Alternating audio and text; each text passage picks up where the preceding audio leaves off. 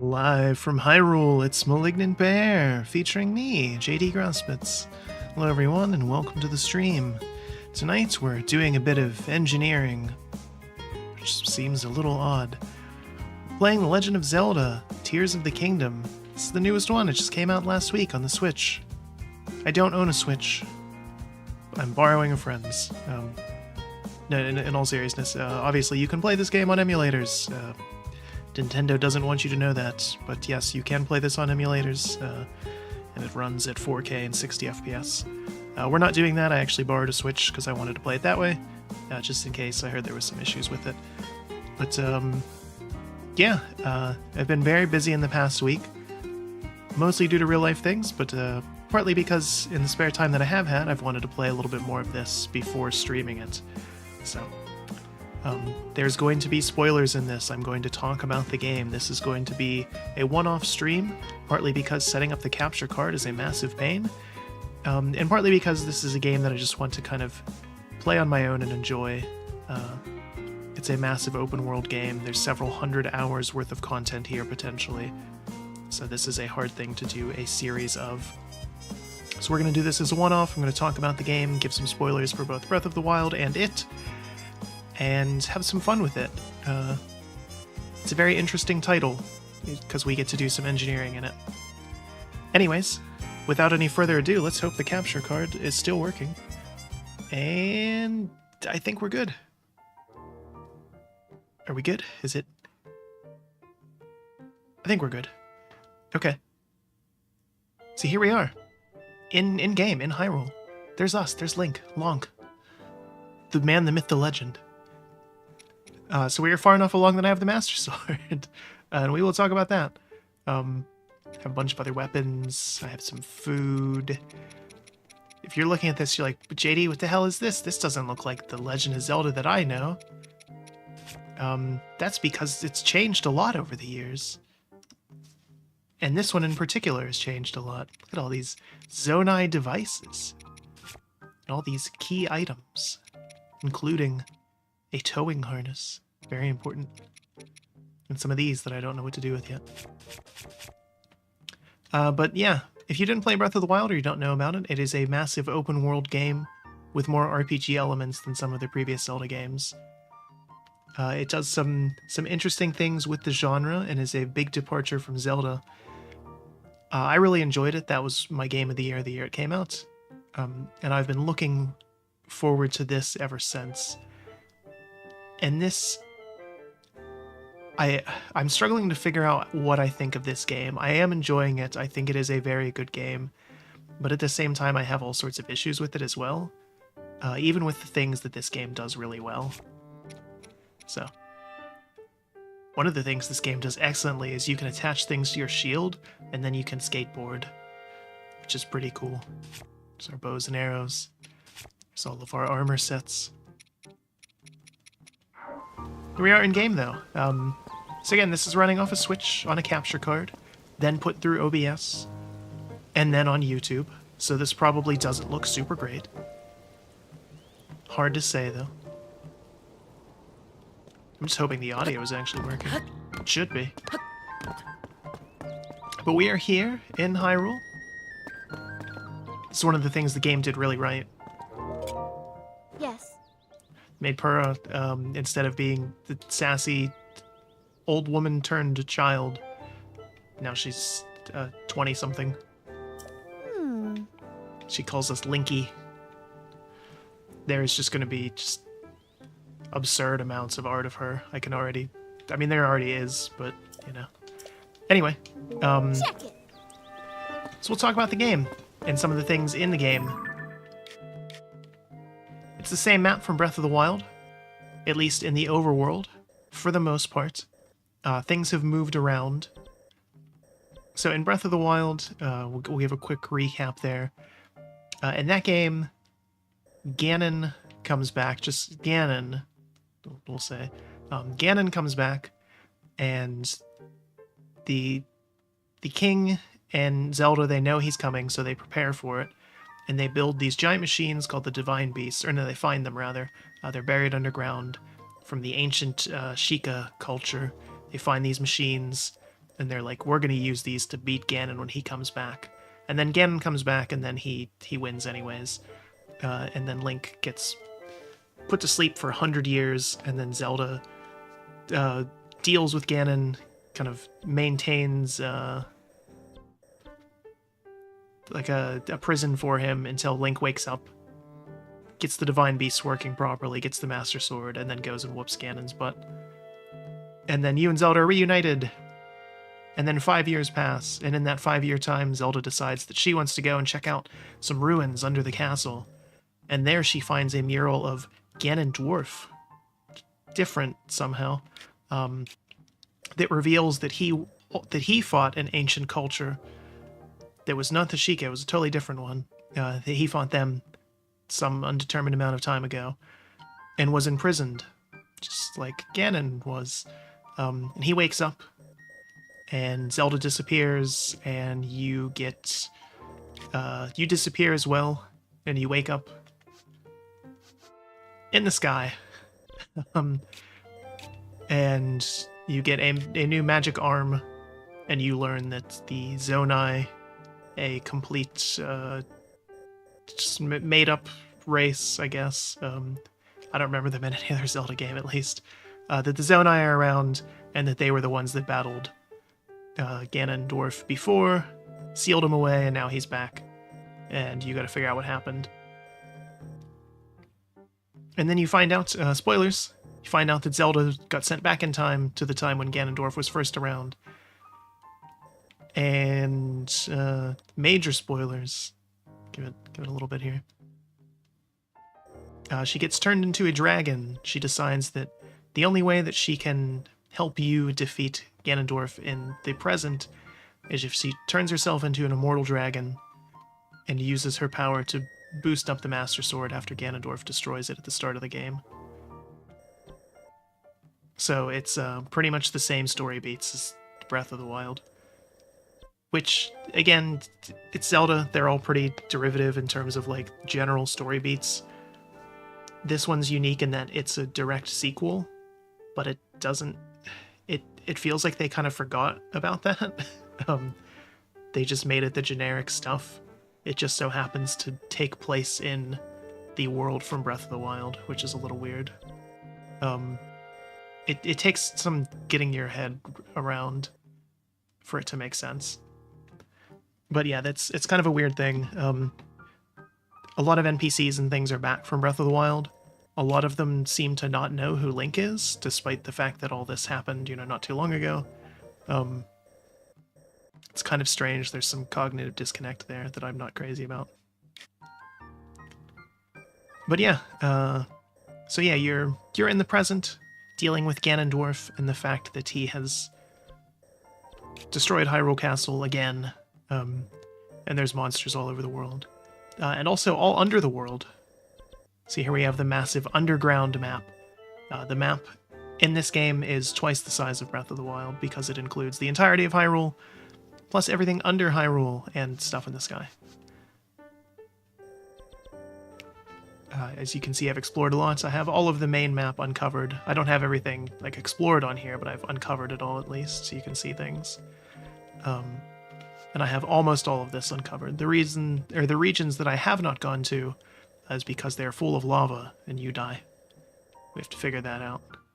But for the most part, we have this uncovered. Although, wait, what's going on down there? What? Oh, okay. Oh yeah, there's 2 shrines there. Interestingly enough, storyline-wise, one of the things that I really dislike about this game is in the previous one, Hyrule is full of these giant weird robots and things, and a bunch of little ones and all sorts of advanced technology. And it's totally gone. It vanished. There's literally no traces of it at all anywhere. Instead, there's new technology from the new ancient race that also had robots, conveniently enough. It just feels a little weird. Like, nobody mentions the calamity that happened in the previous game, like, at all. There's 1 or 2 NPCs that do, and that's about it. But yeah, they got replaced with other new robots, so we will see some of them. There's still full day and night cycles and weather and things. That's why we're over on the left-hand side of the screen. partly to recognize that Link is left-handed, or at least canonically used to be. And partly because there's stuff over there on the right-hand side instead. So we have the mini-map, the weather, how much sound we're making, hot and cold meter, and then the thing telling us if shrines are nearby. But yeah, that's Hyrule Castle's looking all spooky. We can go up there if we want to. Some Rito here. In contrast to the previous game, where once you get off of the starting area, it doesn't give you much direction at all. It basically just tells you to, like, just be the hero, Link, solve things. Get to it. You're good at that. In this one, once you get off Tutorial Island and come here, Korok gives you very specific instructions of where you should go first, which is to go help the Rito out. And when you do that, then she gives you more instructions beyond that, and that actually unlocks more quests and more specific gear and powers and things as well. So it's kind of a return to form of the classic Zelda games, where there's a bit of a set progression. Obviously, you can go other places, but the game intends you to deal with the Rito first and help them out. So that I thought that was kind of interesting in this one. But it gets to one of the things that this game does that I think is kind of bizarre, in that a lot of decisions in this game seem to be made in response to Breath of the Wild, which again makes sense, it's a direct sequel. But I'm not sure that they responded in the right way to some of them. And we'll talk about some more of that. You can kind of see what I mean. But one of the coolest things you can do in this game, we're wearing the classic armor set here from the original. I found it underground. Before I just rag on this game too much. Oops. Boy. Let's do some fun stuff. Trying to think what the best one to do here would be. Let's go up here. So this was the temple.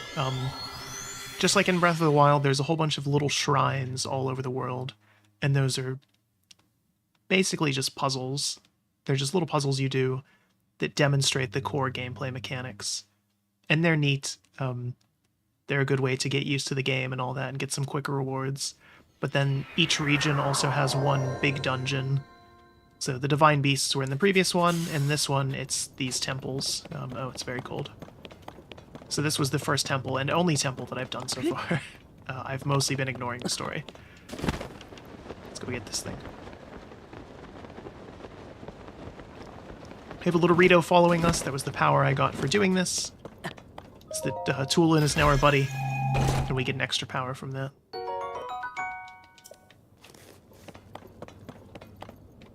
Alright. Getting up here was pretty cool. There was a lot of very interesting platforming and gameplay mechanics. One of the mechanics this game lets you do is, of course, if you're up in the sky, you have to get down from the sky somehow.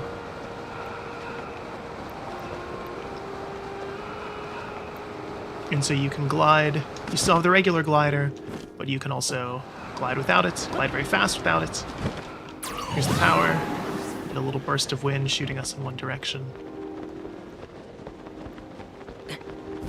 But with this power, or with being able to glide like that, you can do halo jumps, which is pretty cool. There is actually a series of puzzles that is all about those. Let's see if I can find... It's this one. There's not too much in the sky, and navigating around it can be a little tricky because of that, which is where some of the other core gameplay mechanics come in.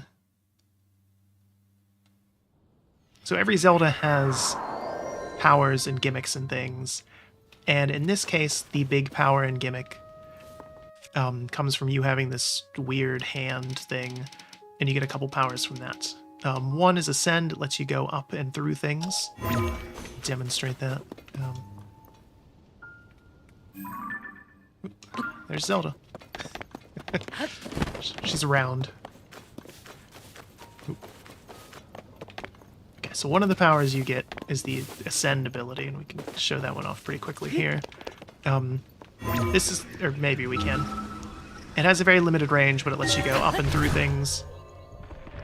A very awkward little animation there, so you can get on top of stuff.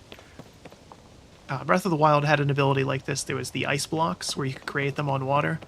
And in similar fashion, it's one of those things where when you need it, you really need it. But you will forget about it 99% of the time, and the game honestly could do without it. But yeah, that's Ascend. Rewind time on specific objects, which is kind of cool. And Ultra Hand, Fuse, and Auto Build are kind of similar things. So Ultra Hand lets you manipulate objects and combine them together. So you can attach stuff together like that. You can maneuver objects around in the air.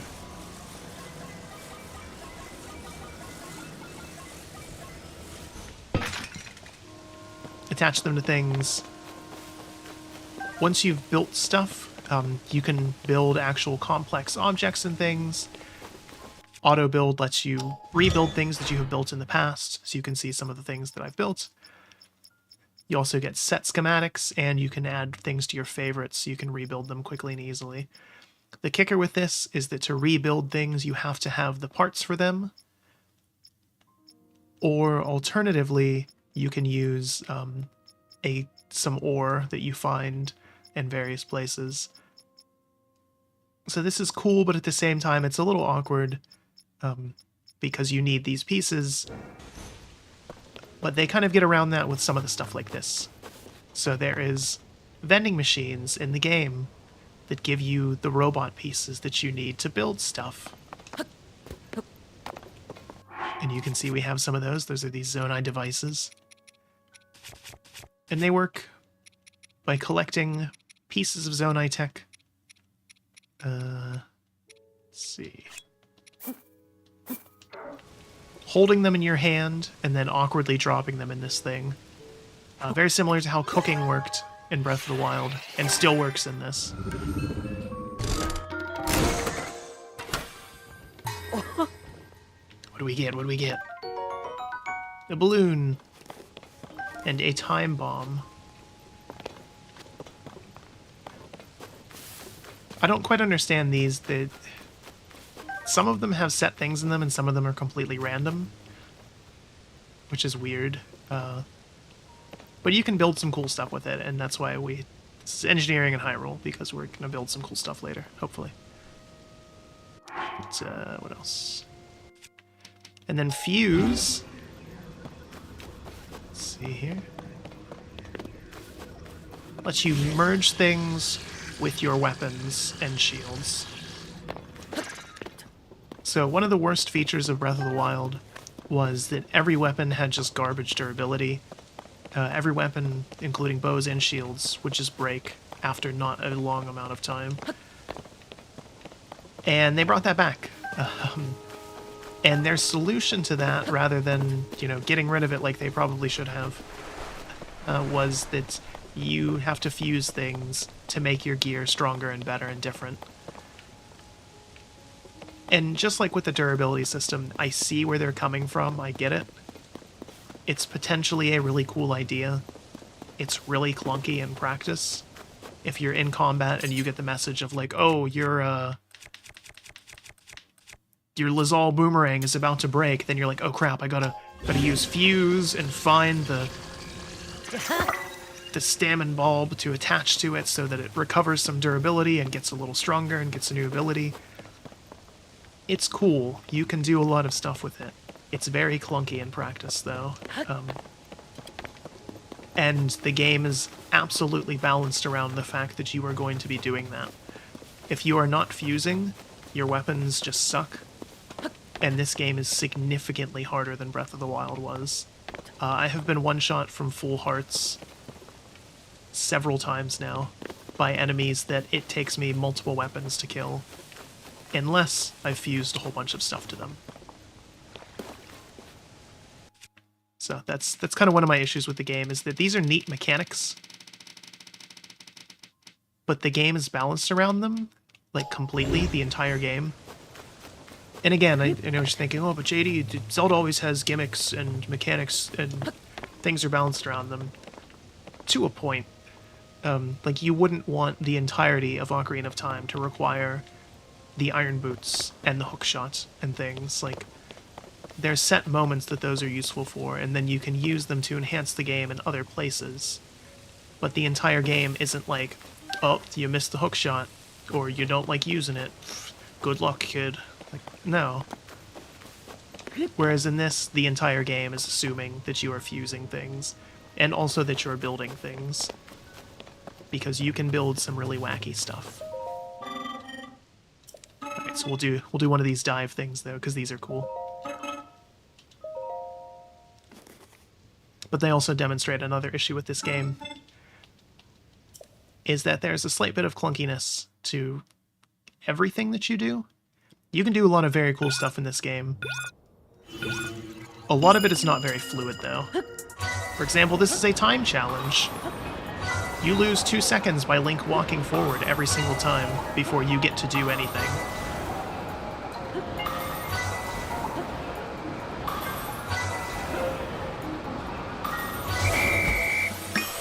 New record.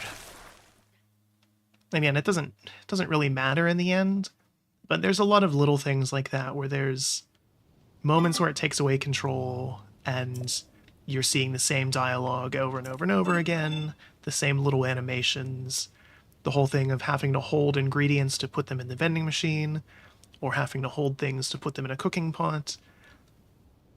They're little moments, but over the course of the game they add up, and it gets very old.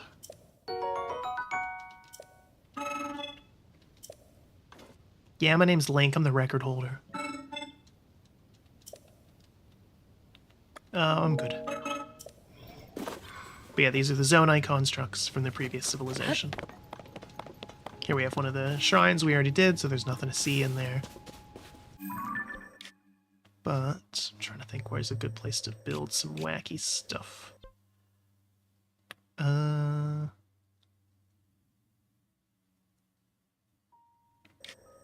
Maybe not that one.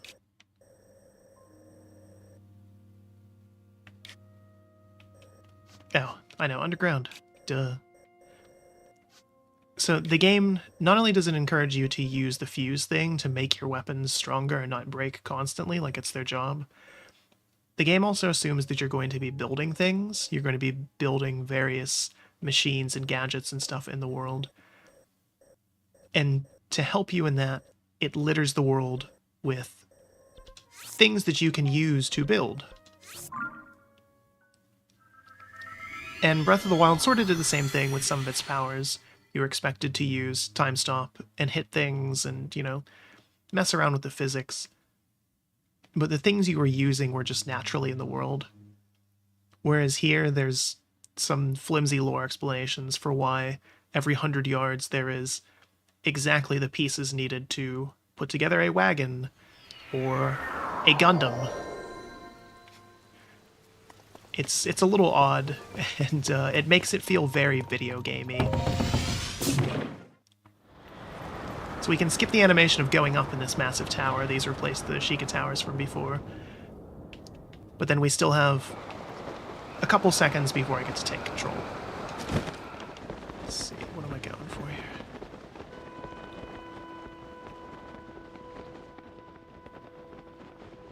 Is that above me? No. There's a sky island up here somewhere. I don't see it, though. I still don't see it. A little confused still.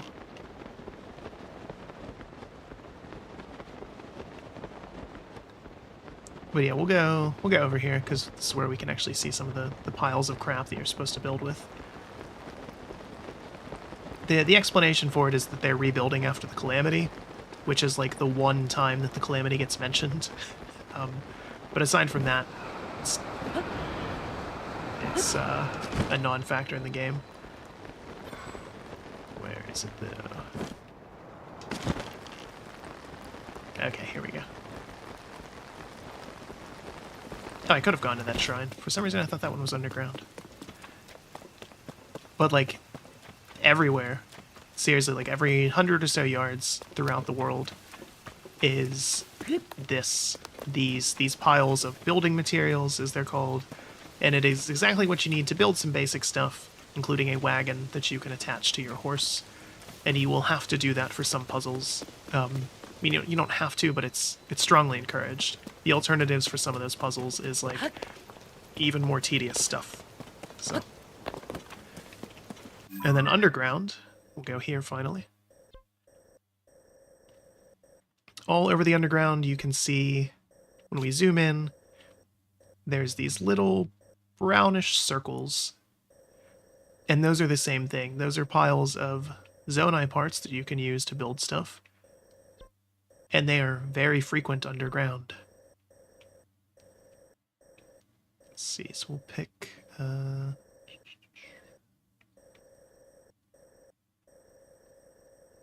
which should be close enough. Because getting around underground can be a little treacherous. The game, it has you go there very early on just to demonstrate that it exists. And that's where you get the camera function. But then after that, it's like, you should come back later. So it's full of monsters. Some very difficult monsters at that. And this mechanic called Gloom, where if you get in that gross stuff, or if you take any damage at all while you are down here, you lose one of your hearts temporarily until you get to a shrine, or one of these things, these light roots, or you go to the overworld, or you have some food that deals with it. It sounds really dangerous, but it's just kind of annoying in practice. But, so yeah, very frequently underground, there's all this stuff. The Zonai parts that you can use to build things.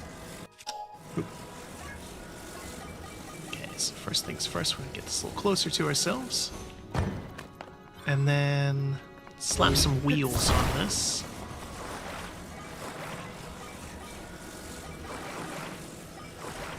Okay. So this is how you build things. If you're thinking, boy, JD, this looks a little clunky. It totally is. Alright, it's a start. I'm very purposely not using an auto build, again, because I want to kind of demonstrate what this is like to do this on its own.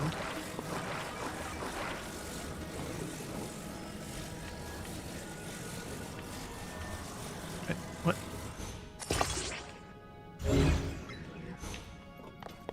Close enough. Actually, no, we want... We're gonna make something just really wacky. There is a build limit. You can only attach... It's 20-something objects together, which is still enough to do some incredible things. What we're going to build here is actually pretty basic in the grand scheme of things. If you've seen anything from this game, it's probably people making literal Gundams, strange robots. Somebody made a helicopter. I figured out how to do that as well.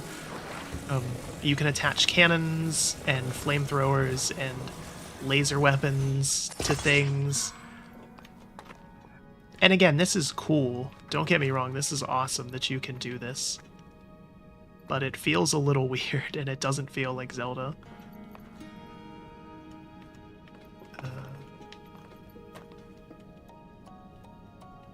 I feel like if I use one of those, it's going to be too heavy. You can detach things once they're on.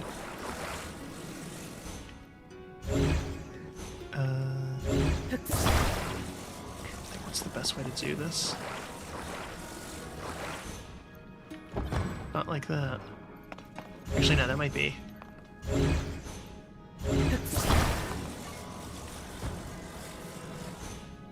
I hate Nintendo's insistence on their control scheme that seems backwards of everybody else's. the game has next to nothing in terms of accessibility options. Nintendo is really good at accessibility in terms of kind of core gameplay. The game is going to constantly remind you of how to play it. They're really good at tutorials and things like that. But in terms of genuine accessibility, like, you know, subtitles and colorblind mode and button remapping and stuff, absolutely nowhere to be found.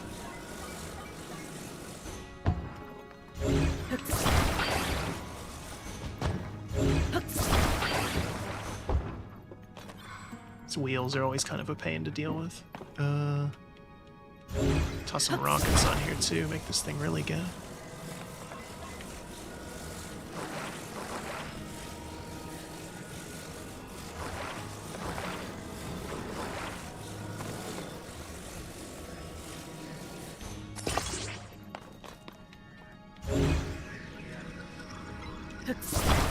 I will say, while I'm doing this building,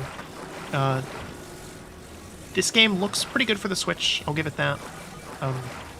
In places, there's other places where it is very clearly struggling to run, like major frame rate drops and things. And if you look a little closer, you can see there's a lot of kind of jaggy edges and things, lots of questionable textures and all that, and I get it, the Switch is very underpowered. I was hoping that this game would have been the thing to make Nintendo realize that, you know, we need a new Switch. It's time. It's way past time. I have PS3 games sitting in the other room that look and run significantly better than this. There's not an excuse for it anymore.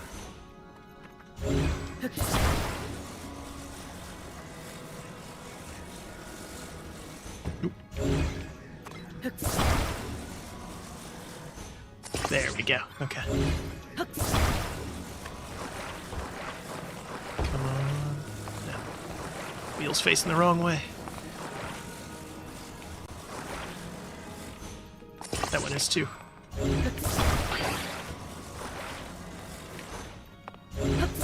Move some stuff around. And again, once you get some things saved, this gets a bit more manageable, for sure. You know, you can save a lot of time that way, because you know that you're going to run into this exact same assortment of parts everywhere. But until that happens, you will be doing this a lot. And depending on the puzzles that you're running into, you'll still be doing this a lot as well, because they might expect you to use different things. So yes, you can make a monster truck, but what if the puzzle you're looking for doesn't have the monster truck pieces? So these things are batteries, which we need to make the car run. You have an internal battery, and that's something you can harvest materials for to improve. So just like you have health and stamina, you also have a battery now as well. And getting the battery upgraded is a big grind where you have to come down here, get the specific ore that the battery uses.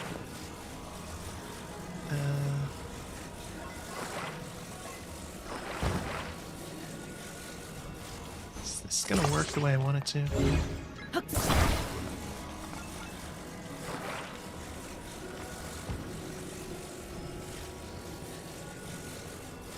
Close enough. Now we just have to figure out how to get onto this thing.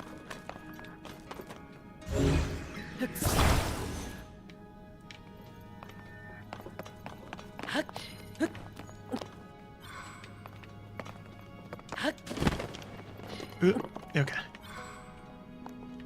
Oh, it's not facing the right direction. Not gonna have much steering once this thing gets going. Point it over there at the skeletal hillocks. Alright, here we go. So you can see our rockets died immediately. The batteries are using their energy, and look, there's some more parts. We almost made it to them.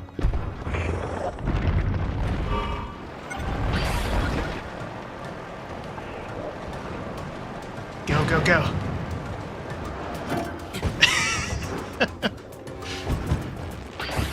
Oh, it broke. Okay.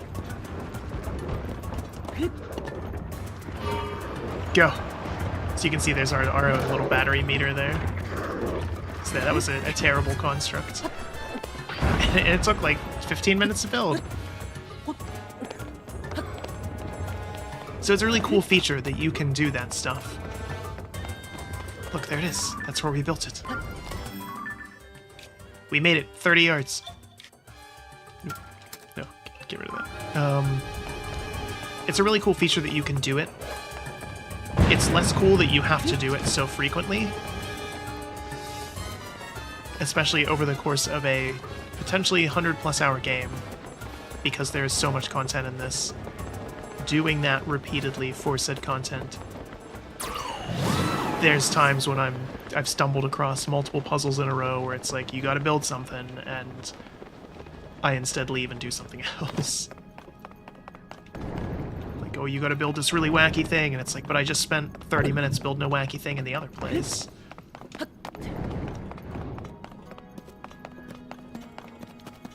So we're here underground. There's more wheels. There's different types of wheels you can use. A whole bunch of them, in fact.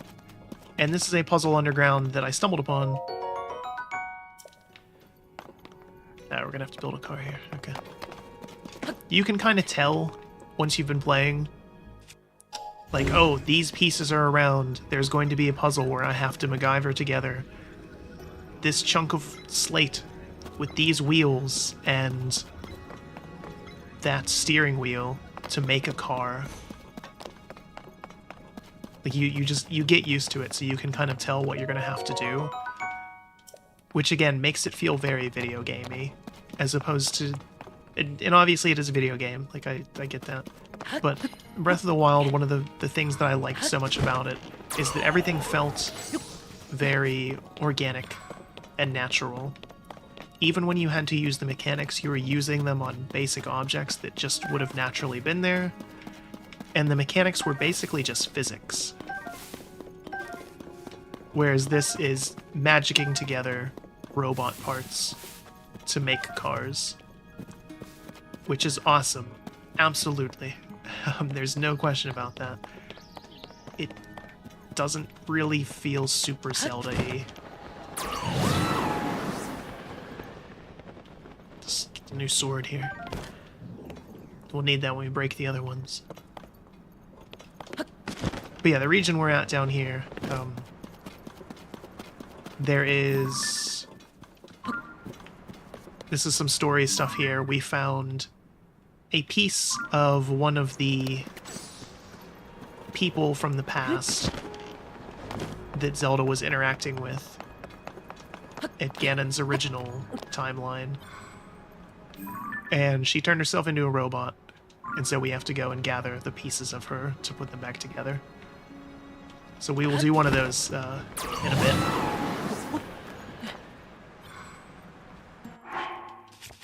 Exploring underground when you're first down here. Right now we can see I have the entire map uncovered, and it looks kind of normal. It's just a little spooky. Can change that. That's right, I purposely left these. I was gonna say, I knew I left some somewhere. So doing the stream took some planning. I had to figure out some crap that I wanted to show off and do. Just to demonstrate some of the gameplay mechanics here. Again, because this is going to be a one-off. We're not going to play the full game on stream. Not even close to it. But I did want to demonstrate these mechanics and some of the cool things that this game has and that you can do. So you can see it's well lit here because we found one of these light roots. These things are underground, and what you realize is that they are exactly where shrines are, and vice versa. In fact, they are just the names of each other reversed. So here we have the Sinokyu, or Sinonoyok Light Root, Kaianos' shrine. It's interesting because it means that you can explore one to figure out where things are in the other. And for the most part, even the topography of them is just the inverse. Is there?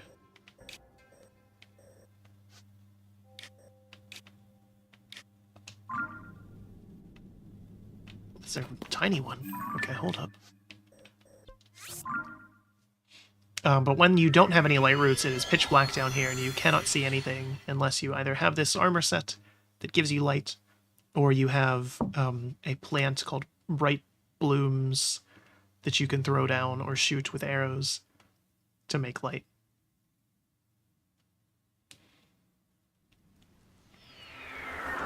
We're going to get struck by lightning. Excellent. Just like in Breath of the Wild, you can throw your weapons. Except for the Master Sword, of course. You can also throw any various materials. So you lose the bomb power-up, but instead you get bomb flowers. You throw them. Or you can attach things using fuse. So if you wanted to, if you were just wanted to die, you could attach bombs to your sword and hit people with them and make big explosions. Or you can attach them to arrows, which is pretty cool and useful. Going the wrong way.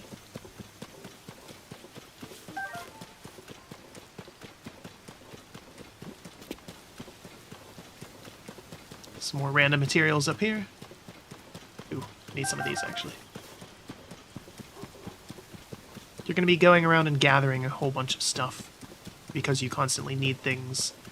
You might stumble across a puzzle that requires fire, and for the most part it's going to give you materials to make fire very close by. But it can be useful to just have them in your inventory, so they're around anytime. Uh-oh. Mighty bananas. Of course, the Yiga clan is back. Chances are if you run into an NPC out in the overworld, there's like a 90% chance it's one of the Yiga clan.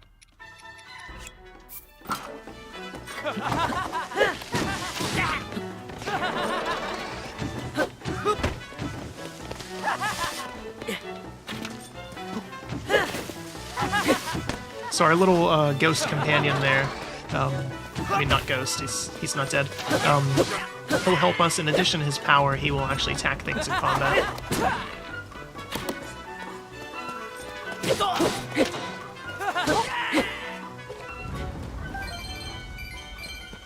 I think we need more bows. No, we don't. Never mind.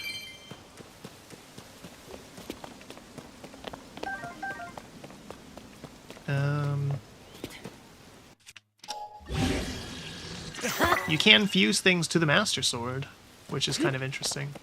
And you can fuse... It disappeared for a second.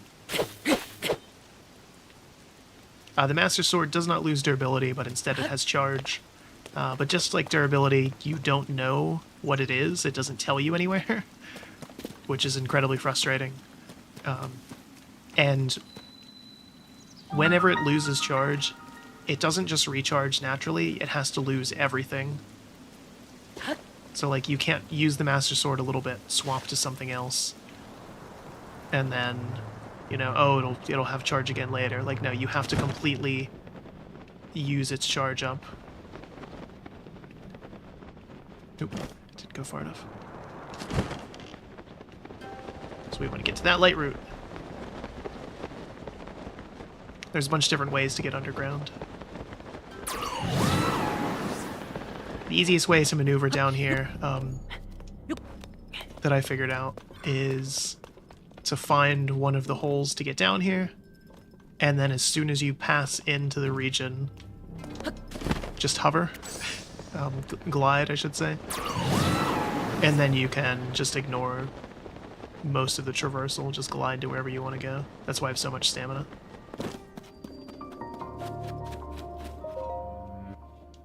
Get the light route. Skip the animation for it. Seen it dozens of times.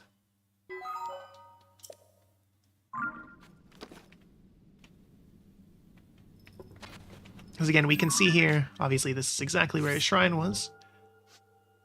And this is also where a ravine was on the surface, which means it's a mountain underground. Okay, let's get the red one. So now we're well positioned here, because we're high up, so we can just glide down to the red one.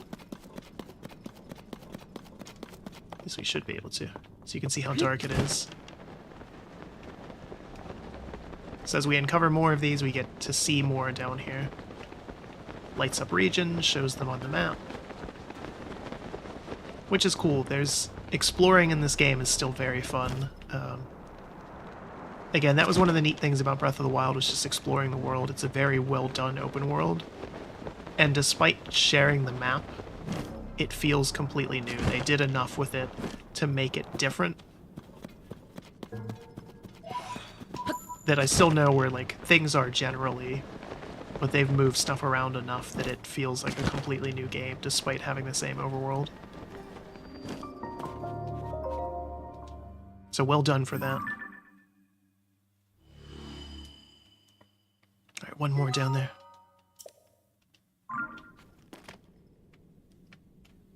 You can mark things on the map. You have pins. I believe we're heading to this one next. Yeah. You can also leave other types of pins. So, for example, there's a mini-boss up there. I didn't fight yet because I didn't have enough arrows for it. It's a boss fight that requires arrows. It takes place entirely in the air. And when I first stumbled upon it, I didn't have enough, so...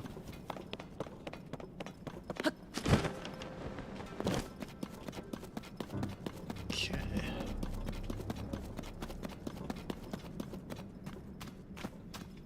So again, you can still just run around and get around normally.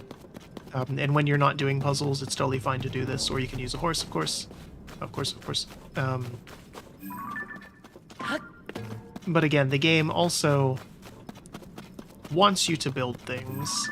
So here we have another collection of parts so that we can, you know, jam two rocks together and get a Ford F-150.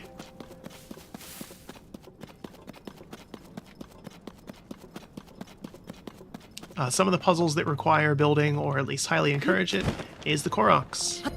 The little tree creatures. You had to just find them in weird places and do kind of mini puzzles in Breath of the Wild.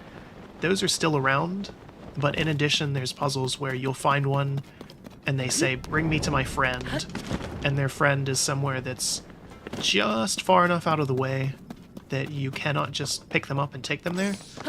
Most of the time, you have to build something to get them there.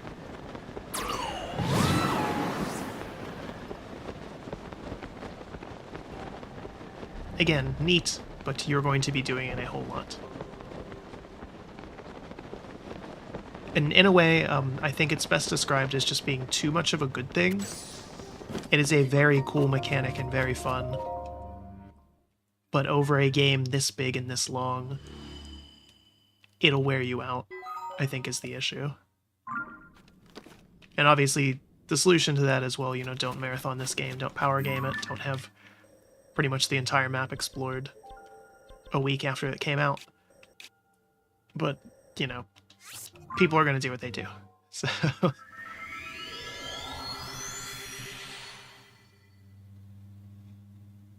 Let's go up and get one more of these things, then we'll do some shrines and some more stuff in the sky. The sky puzzles are the more complicated ones, in my experience. Those ones were a lot of fun, and unfortunately I have done most of them because there weren't too many.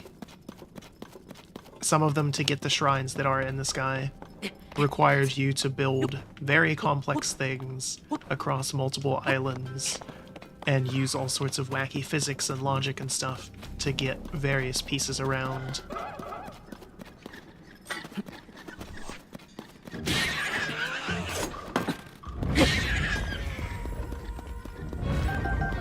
Your companions cannot die, just do damage, which is good.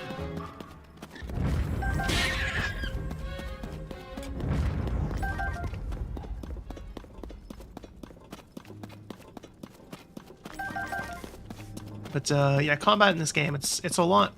Those things obviously were super easy, and these things will be too, because they're skeletal enemies. Skeletons are nice because it's one hit to knock them down and then another to kill their skull.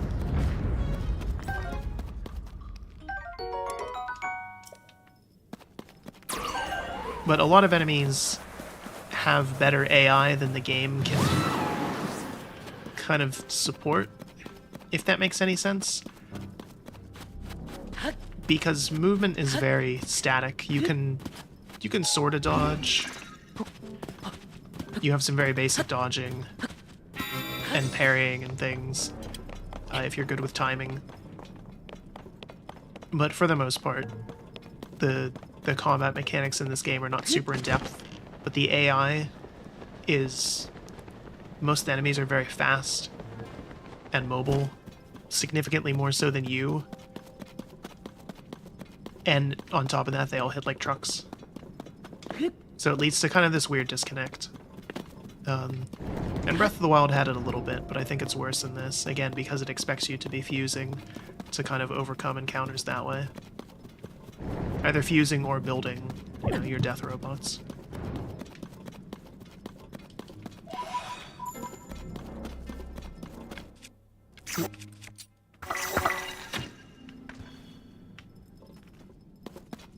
Ah.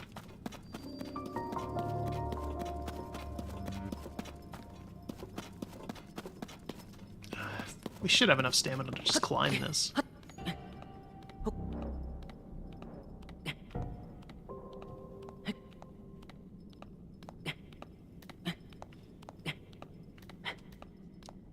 So in this, to get the Master Sword, there's 3 ways you can go about it. One is just to blindly find it by going up into the sky and getting onto the dragon that has it and pulling it out. Another is to find all of the dragon tears, which replace the kind of photo memories from the first game. You can find the tears that give you insight into what happened when Zelda went back in time, and through those you learn that she turned into a dragon, and then you have to go find her and get it. Or if you go through the Lost Woods, the leader of the Koroks just tells you. It's like, oh, you just gotta find the dragon, and then it's there. And then he even marks it on your map. So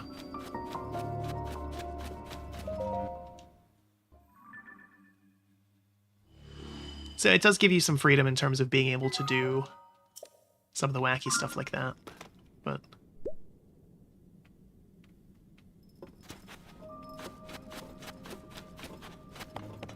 there have been several times in the game that I've stumbled upon quests. Like a quest giver, I should say. And then they're like, Link, you gotta do this thing. And then Link silently is like, oh no, I already did that because I stumbled upon it randomly and just did it anyways.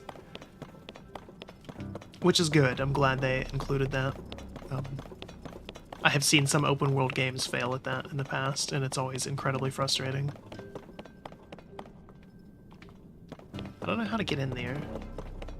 I found another one of these too, and I couldn't figure it out. Actually, I found all of them, but I have not been able to figure out how to get inside the underground ones.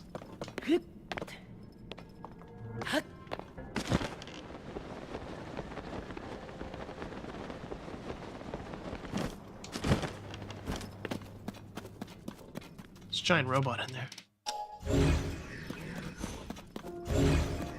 It's not a movable thing. But yeah, we've uncovered a lot of the map here. So we'll go back up to the sky.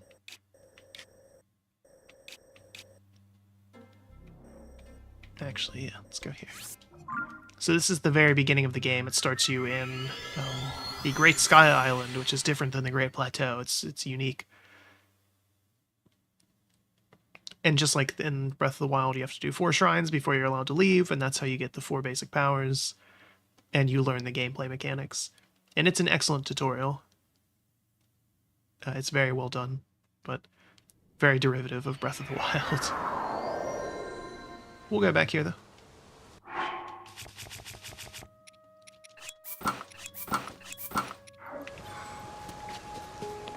Because this is a good place to demonstrate some stuff.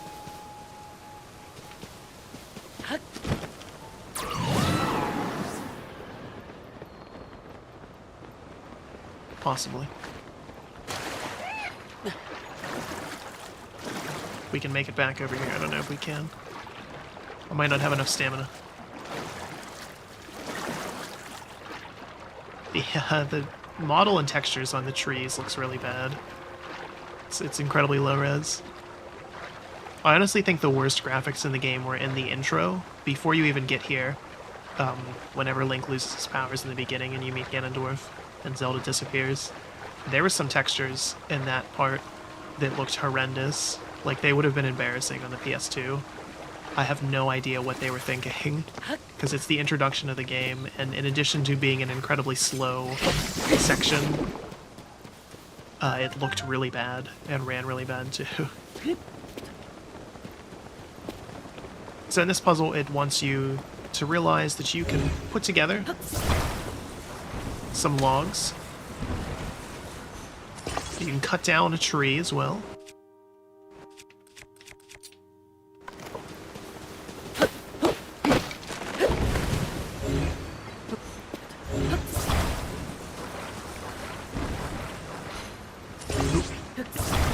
Wrong thing.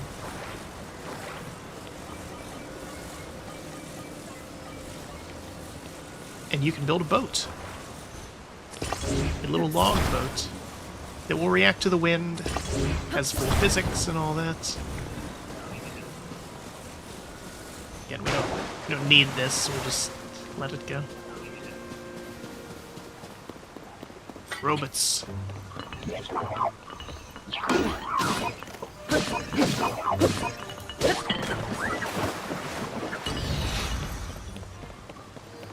I want to go back up here then. So there was actually a puzzle up here that I missed. It's like one of the first Koroks of the game, and I didn't get it before. Because I was still learning about the mechanics and didn't fully understand it.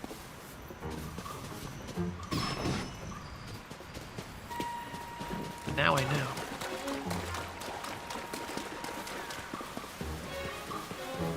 I need to reach my friend.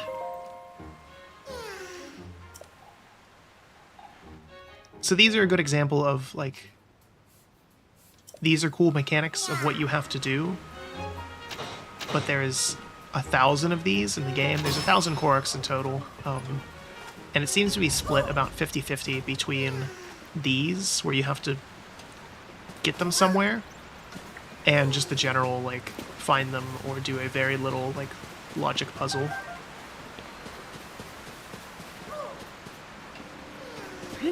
So to get him over there, we have to build something that will get him over there.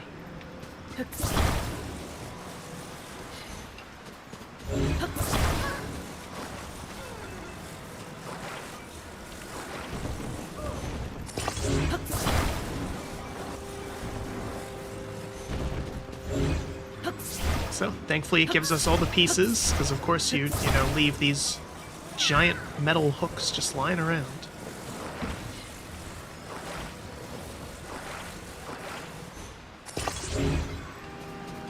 Of course, you can pick up the Koroks, because they have backpacks. You can see the kind of stuttering, the frame stuttering when I move around too much.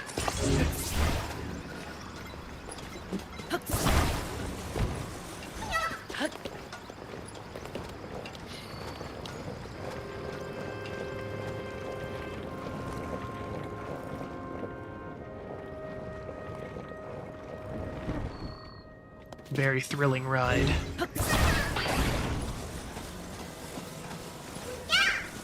There's my friend.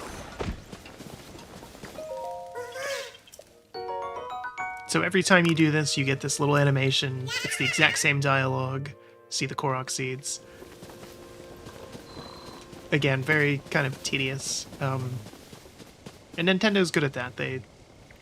They're known for doing that, where you're going to see kind of the same animation over and over and over again like that. but yeah, just worth pointing out. Did I not go in that one? Really?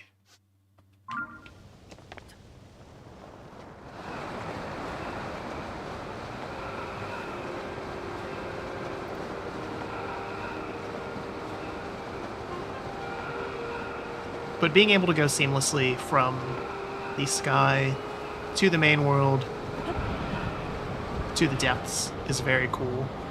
Obviously, they're hiding a loading screen with this massive tunnel here to get to the depths. But... Oop. Sometimes if you go fast enough, you can break it.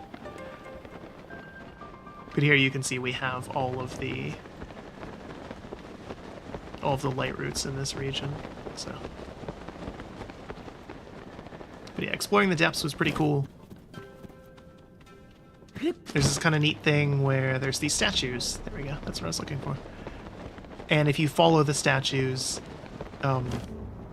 they lead you to different things in various regions. And they are statues of the original sages from the before time. And so I stumbled upon them, I saw them and was like, oh, they're pointing somewhere, and just started doing that. And then eventually later on I got a quest and it was like, hey Link, I heard that there's these statues down in the depths and you gotta follow them. And that led me to a quest over here that we can do. You have a full quest log, of course. Let's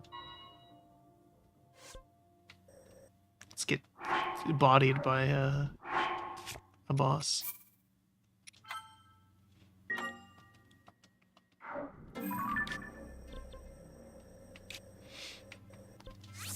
Of the Yiga clan, let's deal with them. The first time we ran into him, Master Koga, that was how we got the ability to auto-build, and it was a pretty neat boss fight. He built a car out of scrap that looked like something out of Mad Max, and we had to fight him. So I'm curious to see what he's going to do this time. He told us to come find him here and deal with him.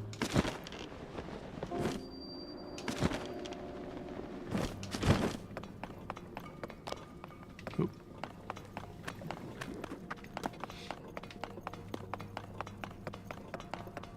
There he is. They're trying to get things from the robots here in the depths. I'm hungry. All this turnover has led to supply shortages in bases. Do you know how hard it is to find a banana? Depths are a complete wasteland. Nothing around here seems least bit edible. I think everyone would take it seriously and respect the ingredient food stock, but no. Wretched new recruit had a whole shipment of bananas the moment I took my eyes off him. From now I'm keeping my own supply. I was gonna say he was right there. Where'd he go?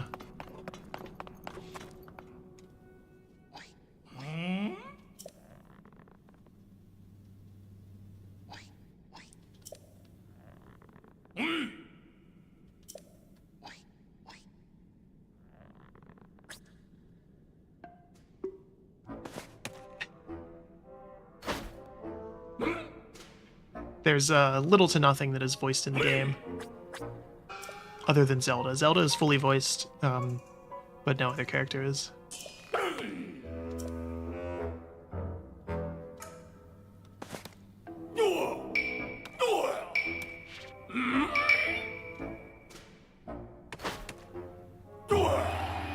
Alright. He wants to fight. Let's see what he built this time. A plane.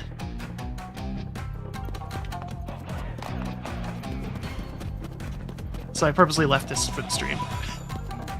I've had this quest for a very long time, but wanted to stream it instead.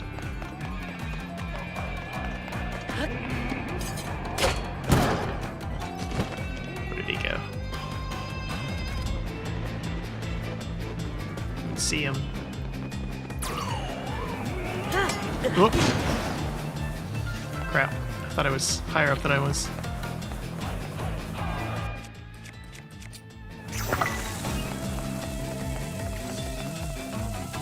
Come on, come back around.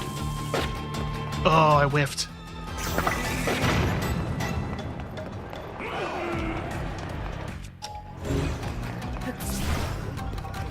Wonder if I can rip things off his vehicle.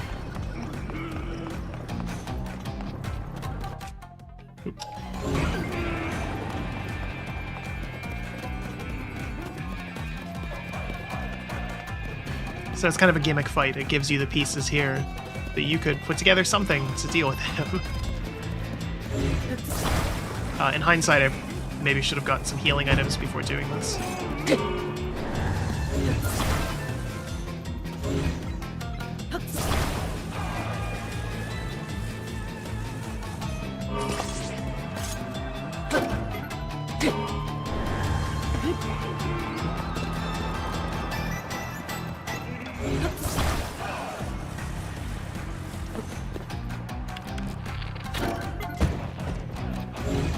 So when you attach things together like that, they work together. So like if you stop one moving piece, it stops the others. Where is... I feel like I'm missing something here.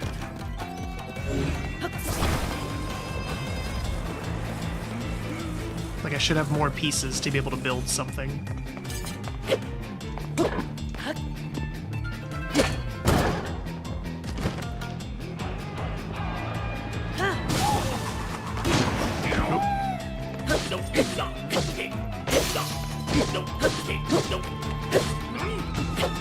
Alright, see what he comes back with now. Another plane.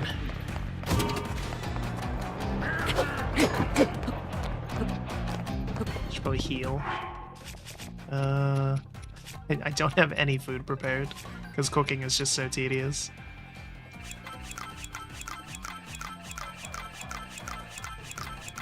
Just eat 30 peppers instead.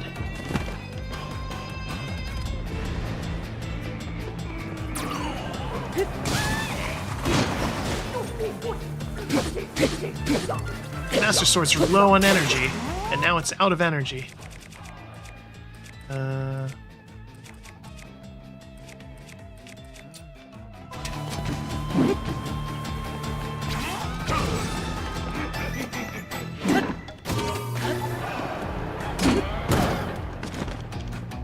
Where did he go?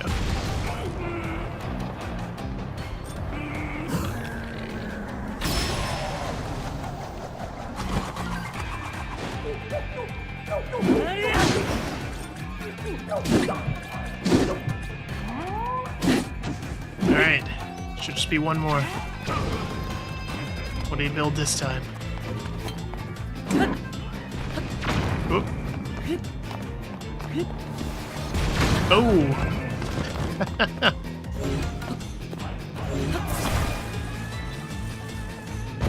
No. No, no, no, no, no.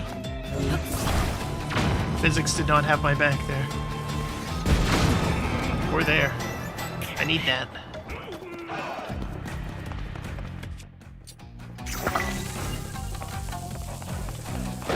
Ugh.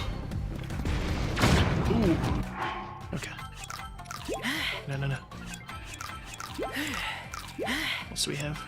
Eat bird eggs and milk, and we can't eat butter. We can't just eat raw butter. Link has standards.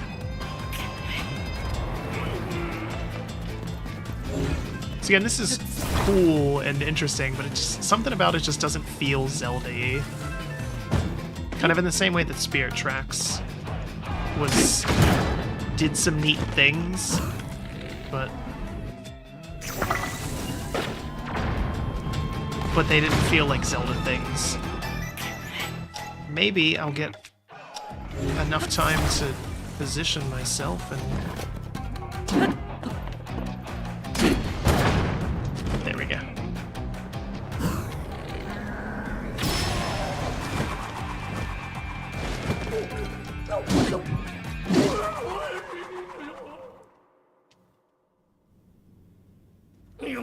Like, they've used tech and robots and things in Zelda games before, but it's a very heavy reliance on it. There's never been literal planes and things in a game before.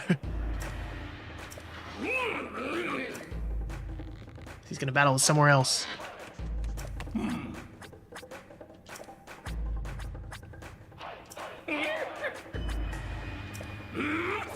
Alright. They're trying to help Ganondorf.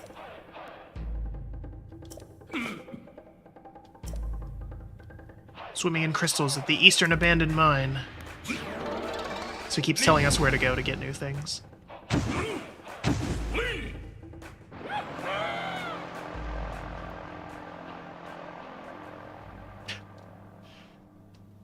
There he goes.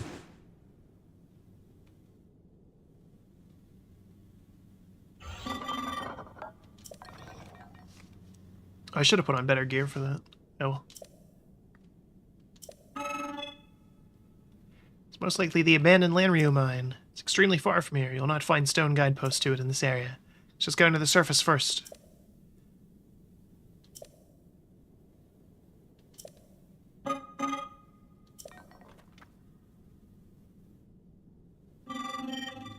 Schema stones, so we can auto-build some new stuff.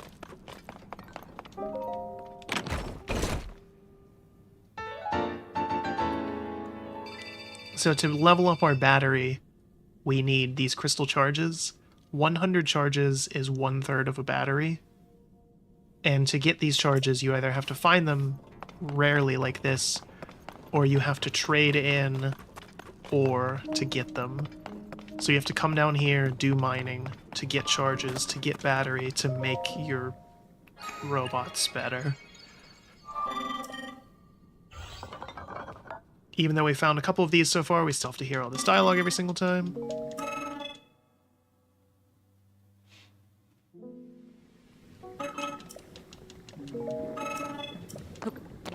Again, very Nintendo. And I get it. They want to make sure that you're not, you know, forgetting about things or losing something or whatever. But I think, in addition to kind of more traditional accessibility options in terms of, like, you know, colorblind mode and subtitles and all that stuff, God, would I love for there to be a less tutorials, like a less hand-holding option, where it gets rid of some of the super repetitive dialogue and stuff. It'll never happen, but I can dream.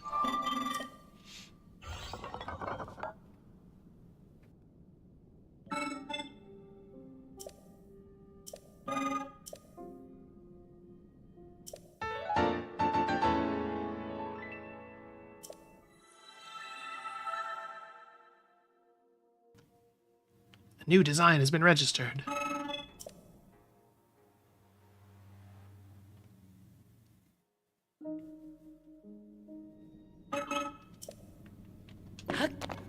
Alright, so now the game gives me all the pieces to build a hovercraft. And you can see it picks them up here, just from the ground. Tosses them together. So we have this schema now, we can build it anytime we want.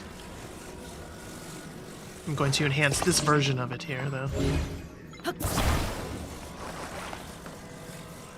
By attaching some batteries to it.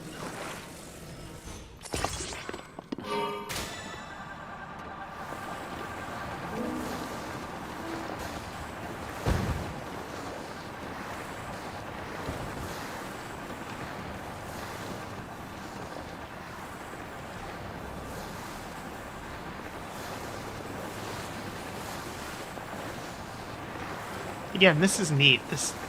I've been having a lot of fun doing these things, but there's just something kind of off about all of it in the back of my mind, and I think it's because it doesn't pass the vibe check of this doesn't feel like Zelda.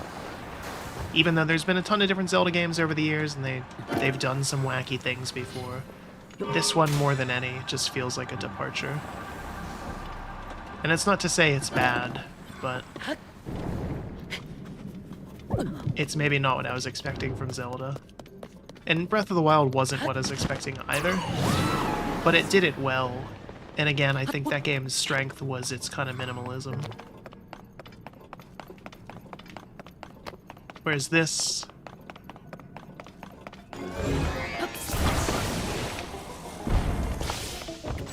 feels a little different.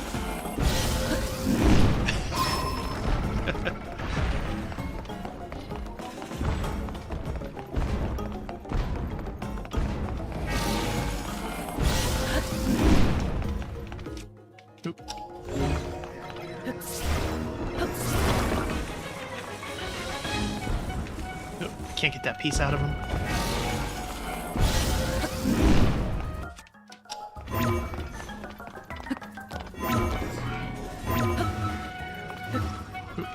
Is he gonna let me? Oh. There's lots of time spent messing around in little radial menus and actual menus, which isn't fun.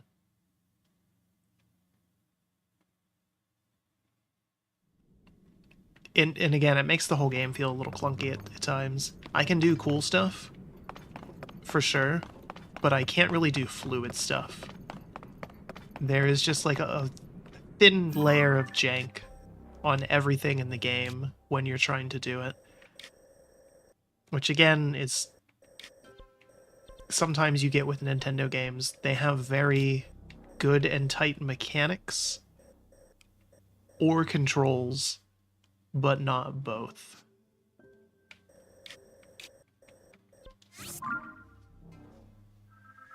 Usually.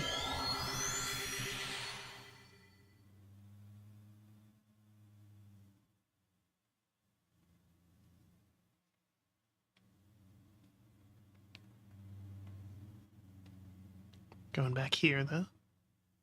So we can heal and maybe cook something. Probably want to have some food around. Real bad about that.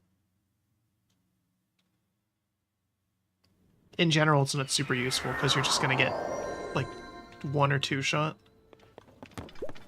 You can upgrade your armor by finding great fairies, and I know where all of them are. I just haven't done the little quests that go with them. One thing I do really like is that you have the little kind of hub area here, and the further you get in the main quests, the more stuff is here. Like, you unlock more things in this hub area, which is nice, and it's very centrally located. Obviously. And yeah, there's new stuff being added to it all the time, which is cool. Don't have to wander around to find Estu and, you know, a stable. Everything's here. Okay, first things first. Sleep until noon. Woke up quick at about noon and knew I had to be in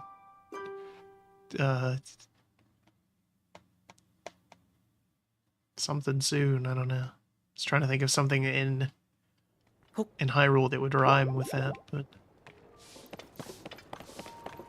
nothing really. There we go. This is where we cook. And part of the reason why I haven't done any cooking is because this is a massive pain. Let's hold that, and so to cook, and you have to do this every single time. Go into your inventory, you pick the items that you want, hold them, and then throw them in the fire.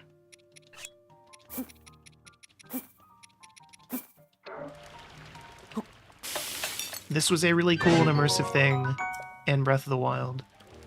But even there, it got old having to do this every time. And it's really not aged well now.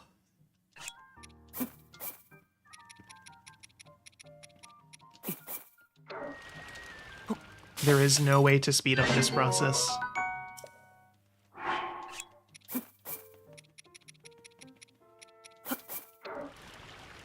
So this is part of the reason why I don't have food, is that just doing this over and over and over again.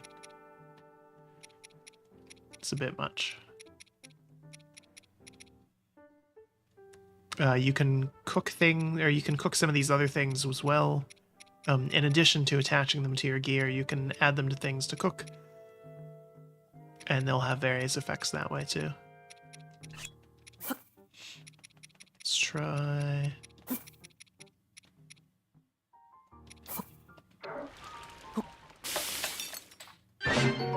Fish and mushroom skewer.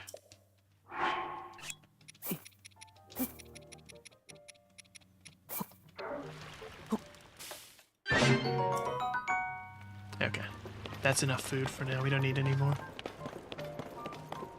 This was a cool little mini dungeon. And by mini, I mean absolutely massive. This showed up after we dealt with the first region. And it was a cave system. It wound all the way through here and took us into the castle. Let's see. I want to do some shrines. I purposely left a bunch. Let's try this one.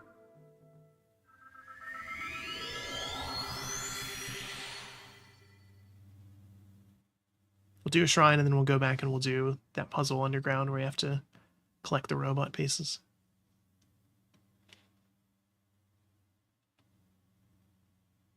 Zoe and I were sky furries, because of course. They have some kind of similar aesthetics to the Twilight and Twilight Princess, and that's what I was hoping that they were going to be, but...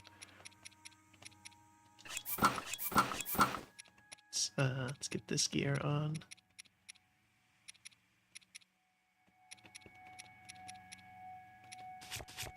Let's put that on.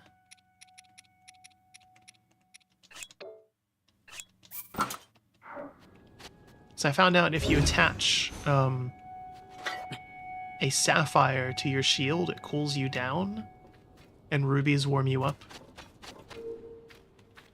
So they do a lot of cool things with that mechanic, for sure. But again, it's just kind of clunky to do.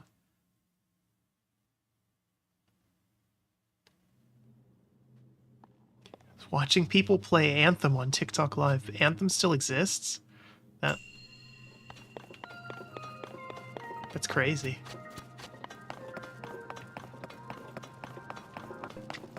You're just in time to see a shrine. I'm gonna figure out what we have to do here. Probably connect to that. Alright, real difficult stuff there. Let me guess, ride this up.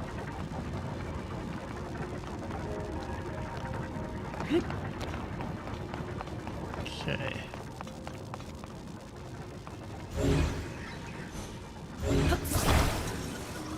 So that has to go somewhere.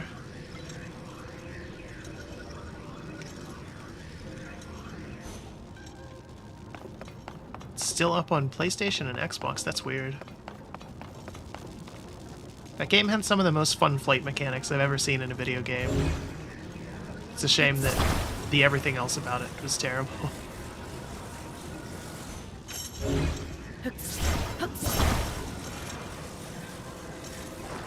There we go.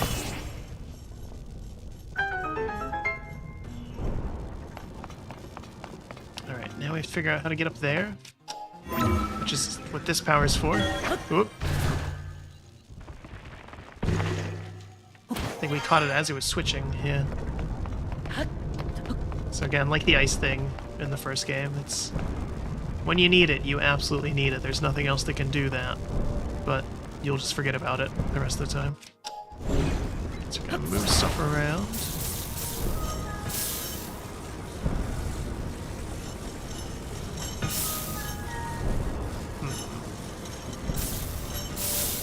Leave that there for now. Find...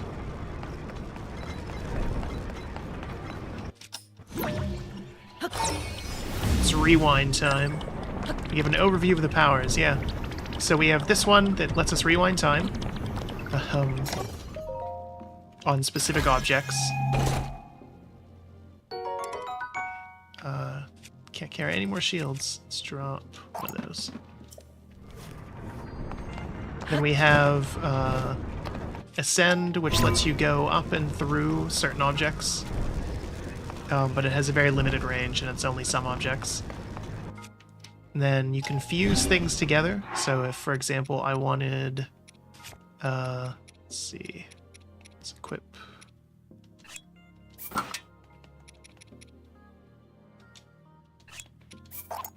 So if I wanted to awkwardly mess around in my inventory to fuse a claymore to my claymore, so that I can have a Traveler's Claymore. I can fuse things. And that helps deal with the fact that everything is made out of paper mache and will break after like 2 hits if you don't do that.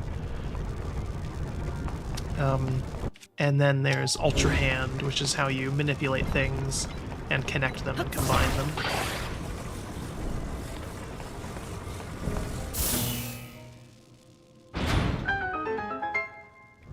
And that's how you build stuff too. Yeah, no, it should have been the Claymost. Sometimes it does give things clever names when it's like a game-approved merger, I guess. This is another animation you get to see a million times. And you have to skip through it twice. So there's a little bit of dialogue before you get the blessing. It shows you the blessing, there's no way to skip that. And then you get to skip some more dialogue.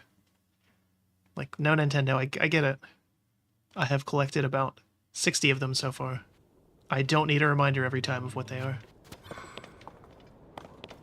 But yeah, we can build things with our Ultra Hand, or we can auto-build things as well. So we'll go... First we'll go up to the sky. Let's see here.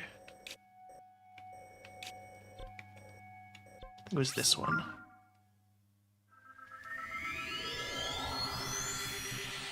I'll show off the sky again, and then we'll do some wackier stuff underground. Ultra Hand is an A+ name, though, yeah. And it makes sense in context of the game, of that Link loses his hand in like the opening minutes of the game, or his arm rather, and gets it replaced with zombie arm, and that's how he gets all his powers.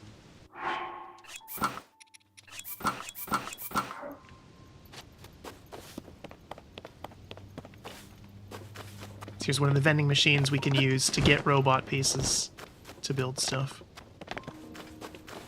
So we gotta... Let's see here.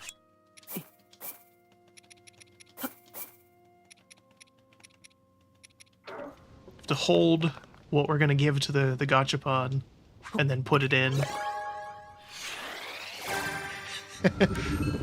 I have not used the horses too much. Because I captured a new one. Oh, fire hydrant, of course. Spring? Lasers. Finally. It's totally random what you get in the vending machines. I captured Zelda's horse. There was a quest that had you do that. You found her horse, and has like maxed out stats. And is like glowing and gold and stuff. So in the off chance I use the horse at all, I just use that one. Okay, so let's dive. So these are the diving puzzles, and they're the ones that made me realize that you could do some cool stuff in the air.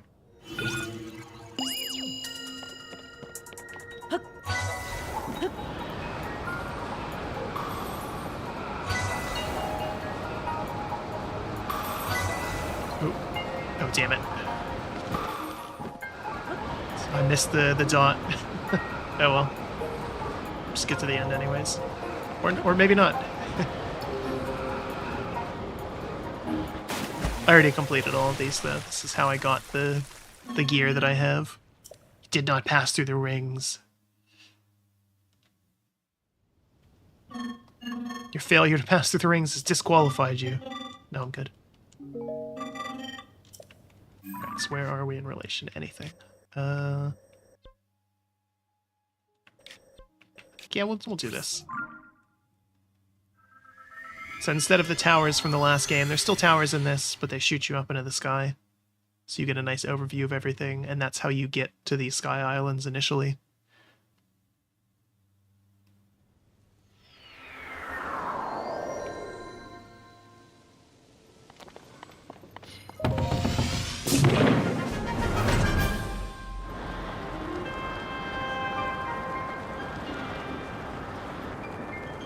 want to try to get to that one. That one looks pretty cool.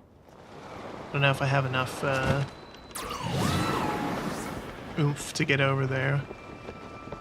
That might be a story one. It looks kind of special. Like that might be something. But we're cold. I feel like that's a bridge too far there.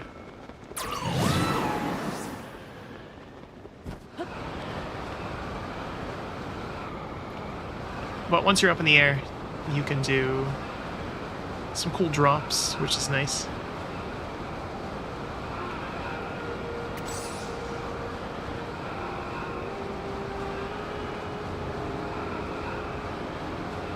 can go underground. See if we run into the dragon down here.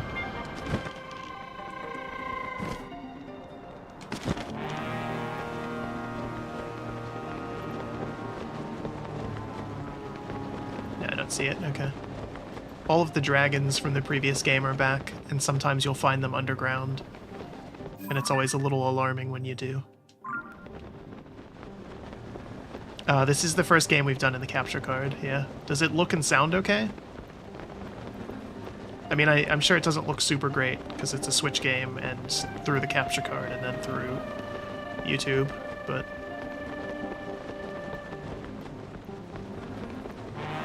it's a little weird to set up.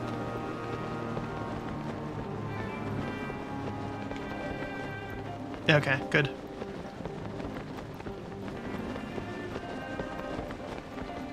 So yeah, we're underground now, we're in the depths. This is where a lot of the weird robot crap is. What is that? Oh, it's just some rocks. Some glowing rocks. Let's see if we can find the light route over here.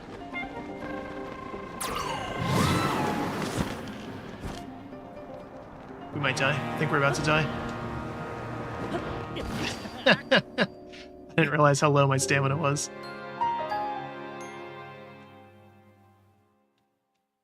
If you die to different element effects, the text of game over is different colors. Yeah, Breath of the Wild did not have underground. So this is the same map from Breath of the Wild. They've moved some things around, and the shrines are all different and all that. And there's no divine beasts anymore. But on top of that, they added all the stuff in the sky. There's extra caves and stuff in the overworld as well. And there's the entirety of the depths. It is a lot more fleshed out and visually interesting. There's a lot more stuff going on in it. For better or for worse, depending on how you feel about the stuff in it.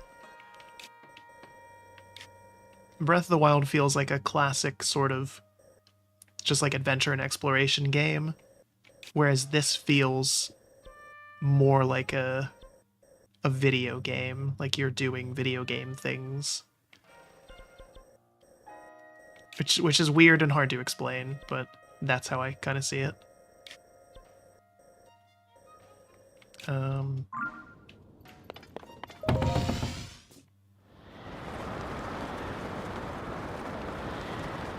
I hope it'll let us do this again. This was a fun one.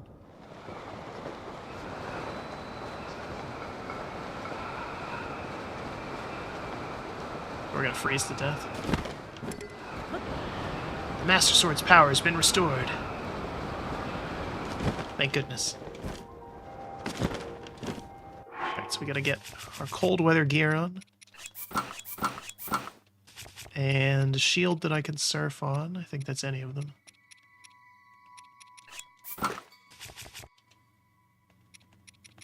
Okay. Oh, is this really a one-time thing? Oh, lame.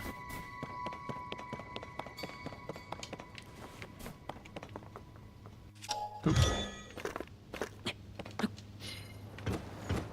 We'll do it anyway. Screw it. You can shield surf in this one again. And... did I land it right? Ooh, no. Okay. There's a puzzle up there where you have to shield surf starting from there and then do a big, like, obstacle course. But I guess it's only a one-time thing that it doesn't kill you when you try.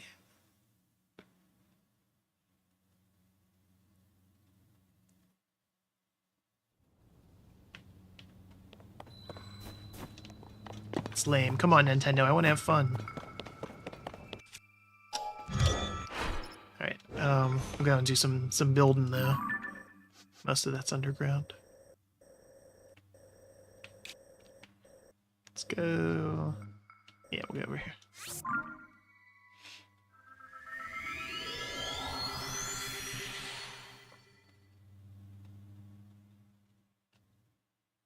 We've done 67 shrines, apparently. So I was right on the money when I said I'd seen that animation 60 times. Falling and hitting the ground with no stamina means you die, but you still have the paraglider and stuff, so you can escape that. But you can go seamlessly from sky to overworld to depths if you want to. Like, there's no... It doesn't stop you or anything. Only in the tutorial. Once you finish the tutorial, then you can do that. But yeah, if you jump off the starter island before you finish it, then it's just instant death. But if we go up here to the sky, for example... Once it finishes loading.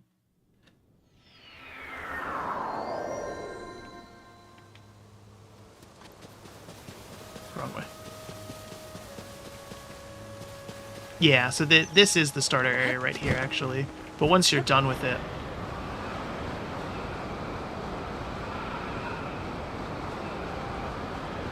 You can go from sky to the overworld.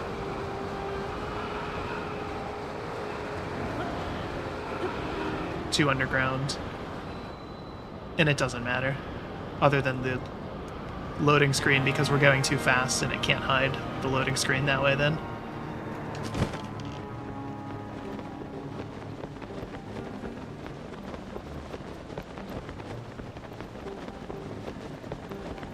Yeah, like I said, other than the... I do have a follower. Whenever you do the temples, you get the representative for the faction that they are. So I have Tulin is the little Rito kid, and he has a special power. Uses a gust of wind to launch me. So the game has sort of an intended order to things, because this power is, like, objectively the most useful to help you navigate in things. And you get recommended to go there first. So it still gives you the same freedom that Breath of the Wild did, but it recommends a more linear path for you. Because I think a lot of people complained about that in Breath of the Wild, that it's potentially a very aimless game, especially if you're not used to open world things. So I think they did a good job with that. Let's see here, we need to go over there. And he also fights in combat. He shoots people.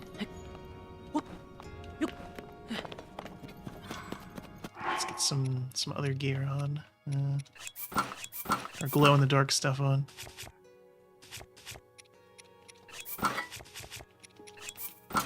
Actually, no, we'll go a classic. OG pantsless Link. Oh, he's got shorts on under there. Come on, Nintendo.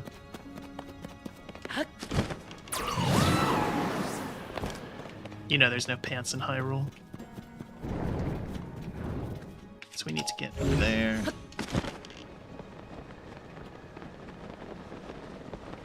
This is going to be the right arm depot. Alright.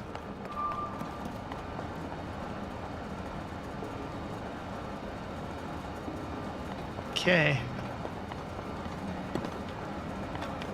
So there's a conveyor belt here made out of wheels. that we're going to have to use to get this piece of robot out of here.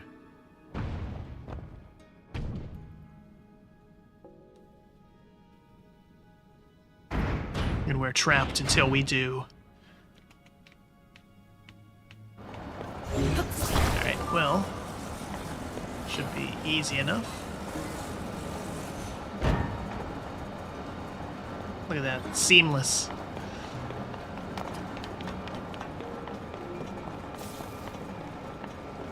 Off to a very good start here.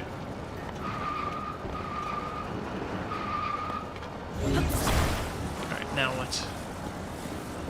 Now we need to get it over there. It's a bridge made out of electricity. Okay.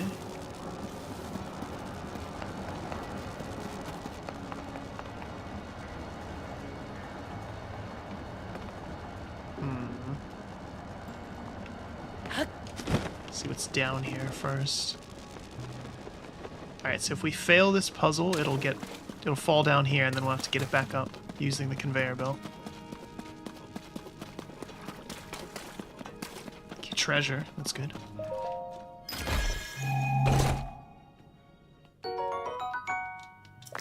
Large zonite.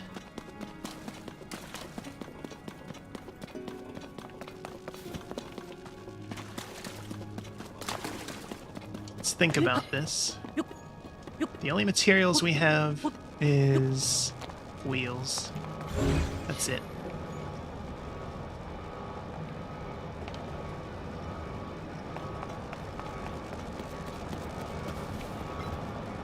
Okay, so that means we have to make a car. Obviously.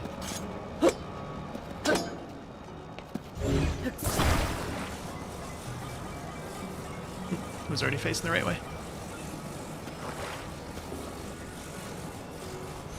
Just one.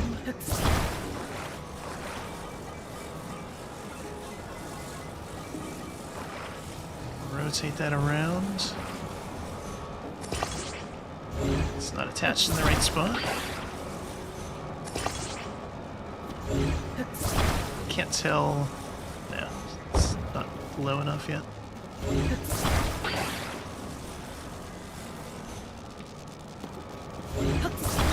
This up on a rock or something so I can get. So I think what I'm gonna have to do here is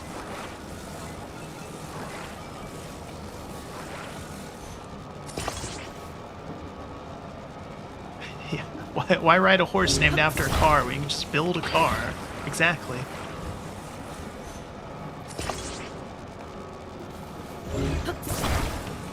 Looks like trains killed the Pony Express. This is Hyrule's version of that.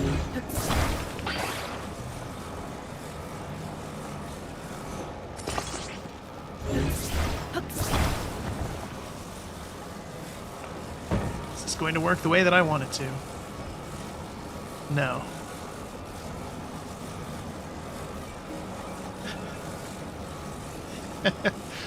Okay.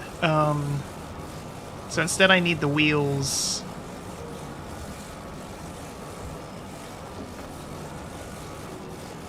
You could say the word Subaru. You might not DMCA me, but Subaru might. Who knows?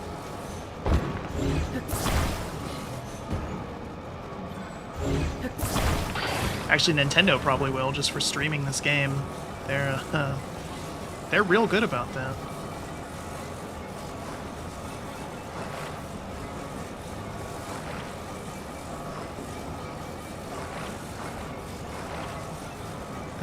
Yeah, we'll just do it this way. Should work.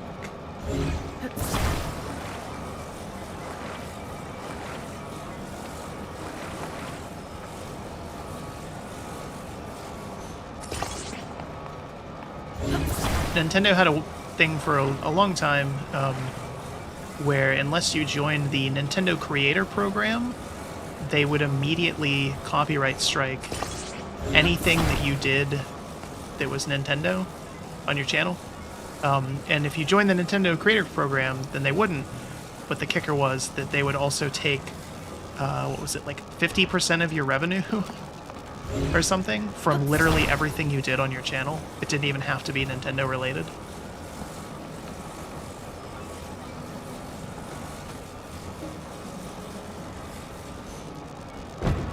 It's not gonna work.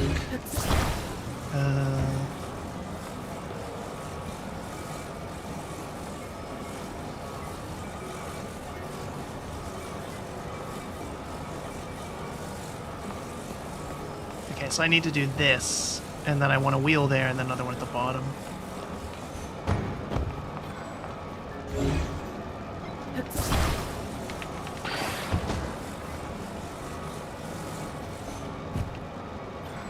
Right? Yeah.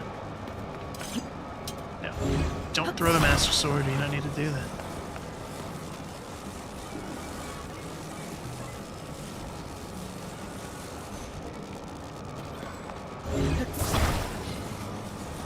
Apparently I was overcomplicating this. I think I just need to do this.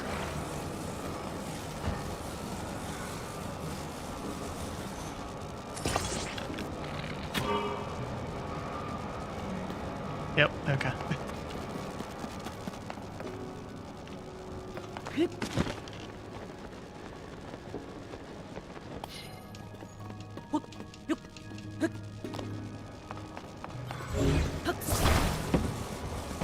Alright, so now... Oh, it's still going on its own, okay. So now we have to get this back down to there, which means crossing some water, and there's also some enemies there. So of course we have all of the necessary pieces to build another car, just conveniently lying around.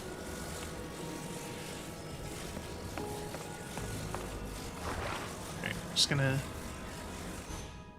No, not like that. Attach it in the, like, dead center. Can you do that? I would like... There we go. So the center gravity is not off. Alright.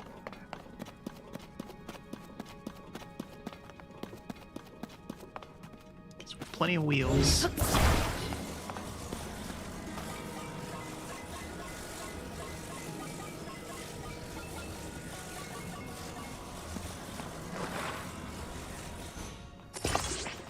Yeah, that's not on there, right?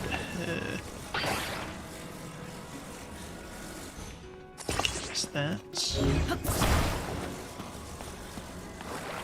Guess we could have gotten away with just attaching them like this. It doesn't look as cool though.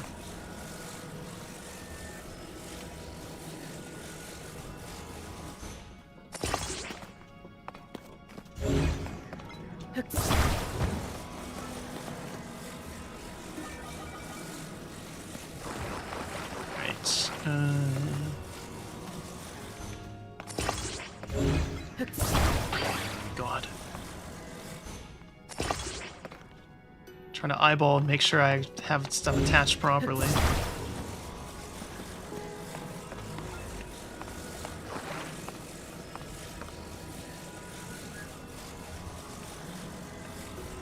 I do not.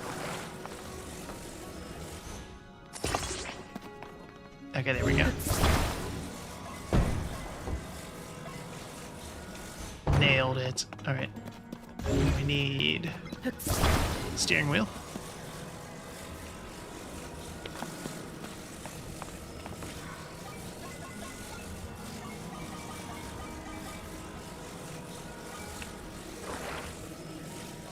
Will it let us just attach it to the robot arm? Find out. Yes, okay, cool.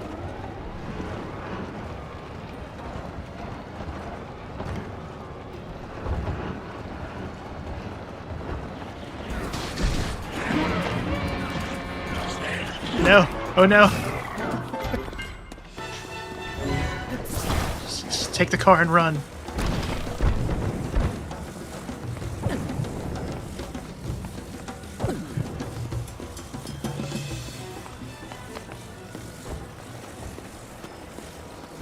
Okay.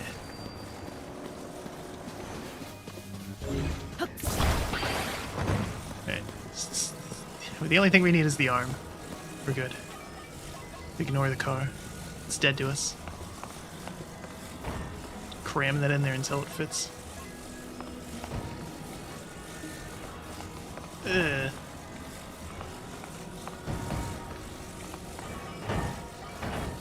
Is it this way, maybe? Can't see it.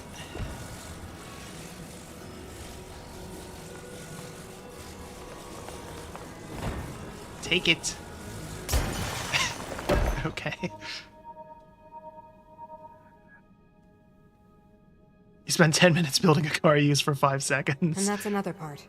2 left. Yeah, that's this game in a nutshell, basically. And even like the cool clips you see of, you know, people that build, you know, the Gundam or the Bokoblin Euthanasia coaster, it probably took them like an hour to build it. And then even with full batteries, it'll function for like maybe 20 seconds. It's just enough to get a clip on TikTok, and that's about it.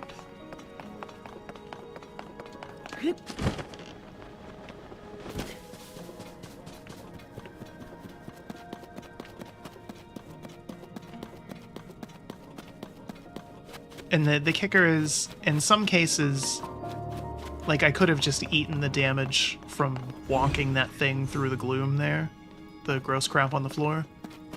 But in other times, you do have to build some wacky contraption because there's, like, lava or, you know, a bunch of water in the way that you can't just get through normally. So you'll spend 15 minutes to carry something, or to get something a distance of, like, 10 feet because you have to.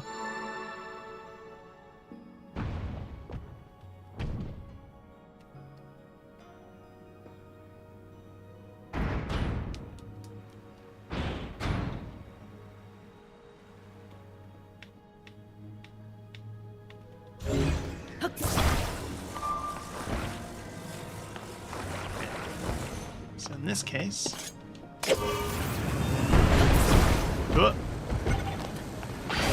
Oh, crap. So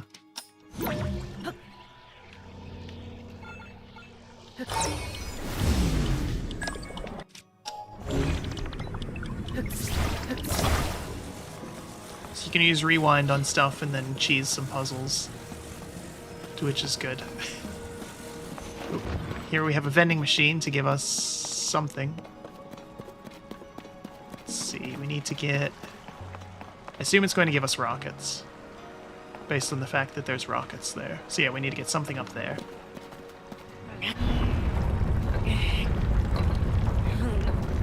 Oh. Oh boy.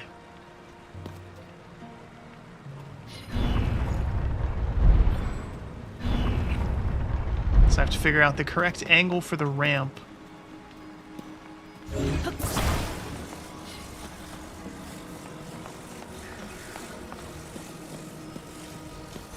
Alright.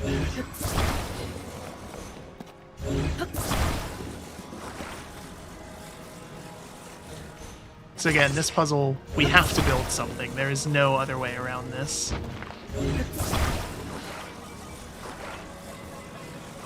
And thankfully this build is not going to take 10 minutes. It's just going to be me slapping some rockets on something and hoping that my eyeballing of physics is good enough.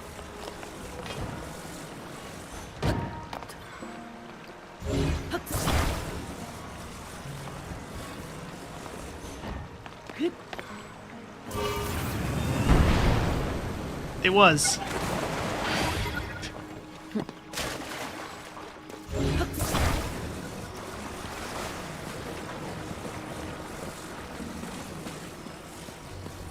I'm sure that robot's really happy about us doing this to her pieces.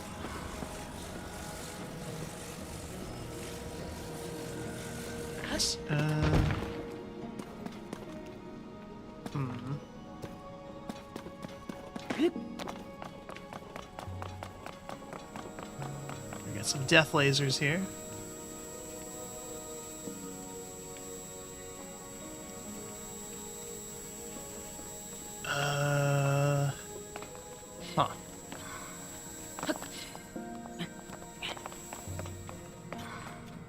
treasure.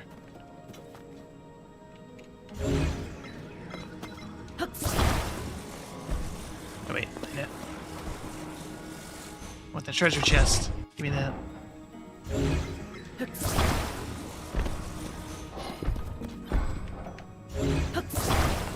Eh.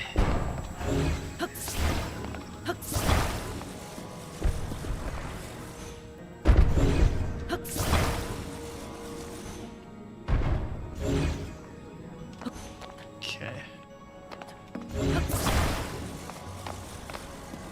I don't know if we'll actually need these or if this was just to give us some loot.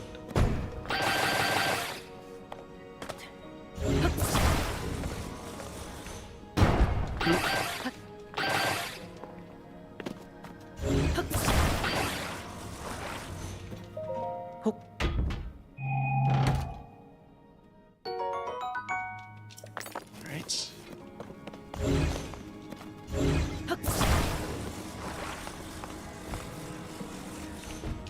Do this again. Ooh. It's not powerful, and oh, because it's broken.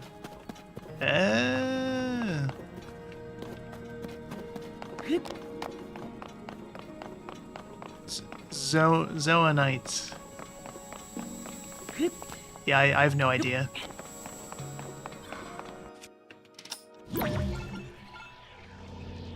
I'm just gonna cheese this again.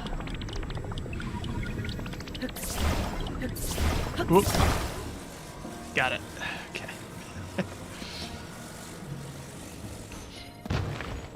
And then from here, we go... Oh. This doesn't have to go up here at all. This was just for the loot. Okay, never mind. Eh.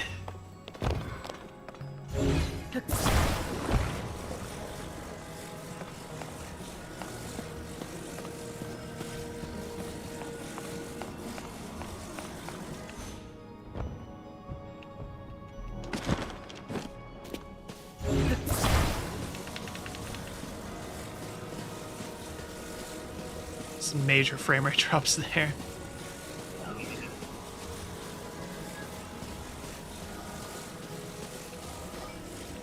Okay.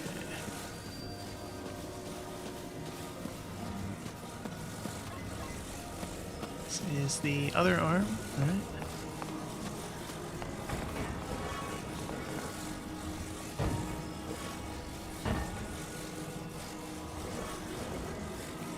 Can't tell if I have it.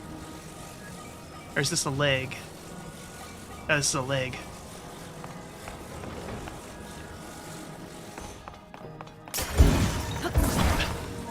Okay.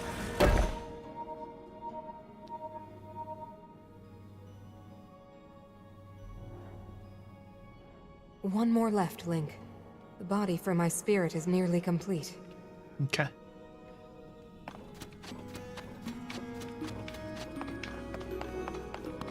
So this game reveals that the first king of Hyrule was a sky furry, and that's his sister. She turned herself into a robot.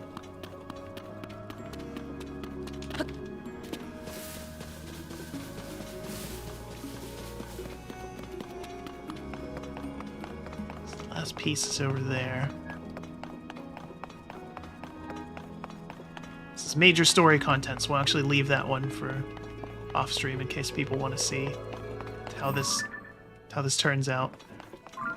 How this ancient pots and pans robot is gonna play into the story. Check out some other stuff instead.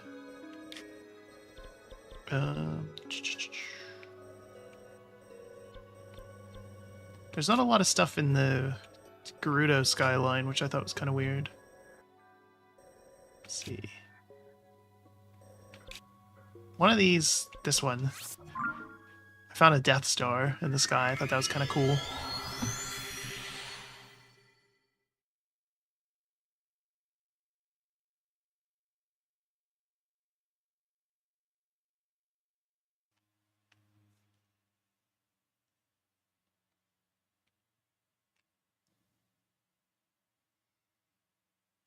The game does a lot of the same story beats that Breath of the Wild did, where it's like, oh, the Zora domain, the water is poisoned.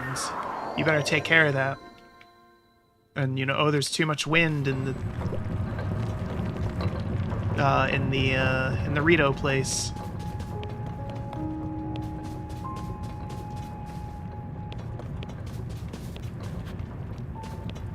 Let's see if I can get outside and on top of this thing. Sometimes you'll find, like, puzzle stuff that's just, you know, doing its thing.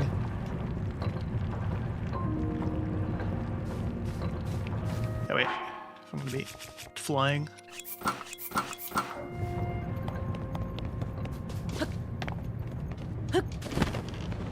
Yeah, there's a giant Death Star.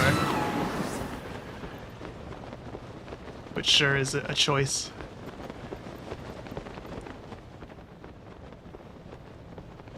See all the gross water of the Zora domain here. And then I assume that doing the quest will bring us up there to the totally not water temple. Sometimes there's birds, evil birds. Oop.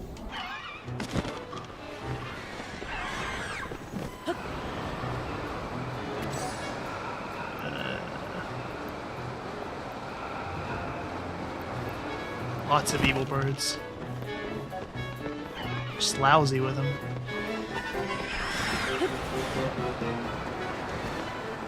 Oop. What was that? Cave. Shrine finder's going off, so there must be one down here.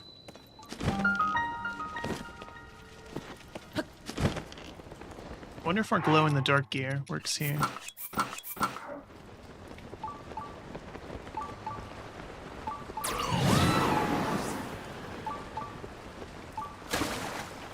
This gives you all the stuff to make rafts.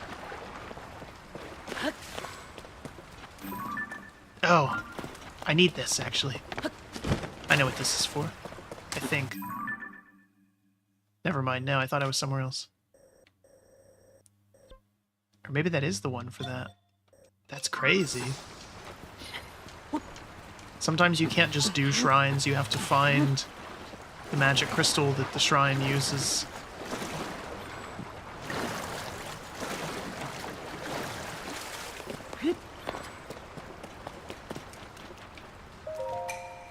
Follow the beam to its end and offer the crystal there. Do so and I will offer you a light that banishes evil.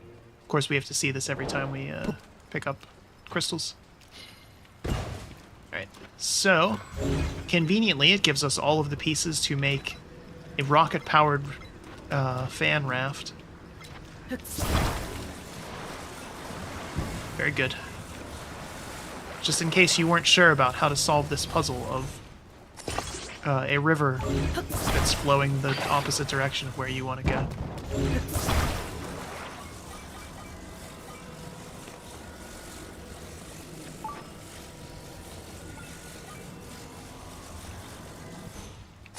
So we're going to attach that there. This on here, so we don't lose it.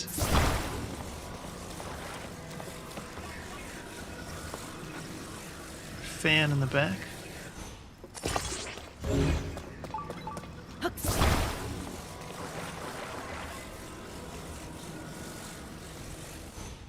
Another one there to blow the sail. Have to be able to steer it, of course.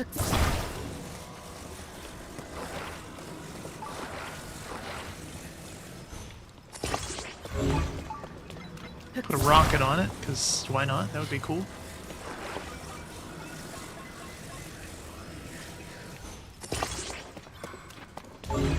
And let's see.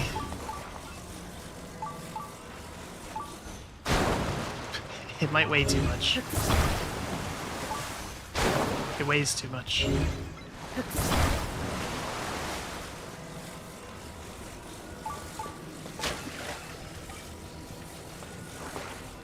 What if we do...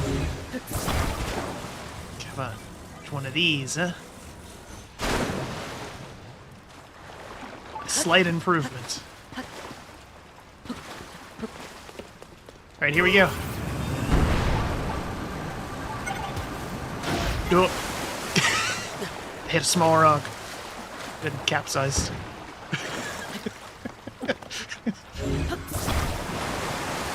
This invention lasted 3 seconds.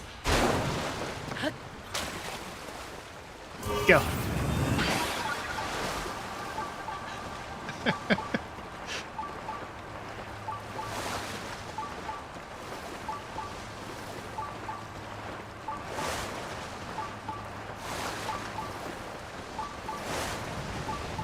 Yeah. You did it.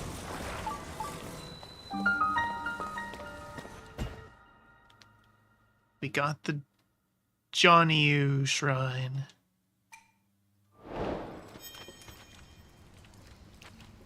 We're the best at puzzles.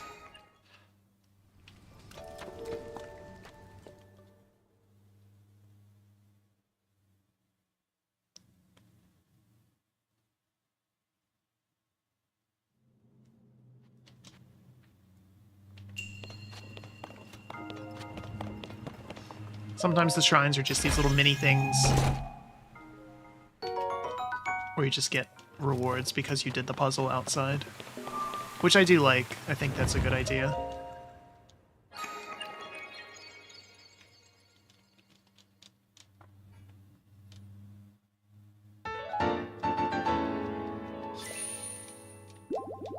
Just like Breath of the Wild, you need 4 of those to upgrade either your hearts or stamina. You need 2 full wheels of stamina to get the Master Sword.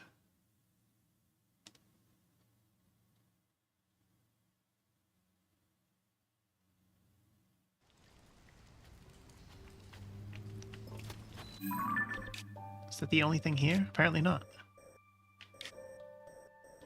So whenever you're done with a cave completely, it'll tell you. Mark it off on the map. What else is here, though?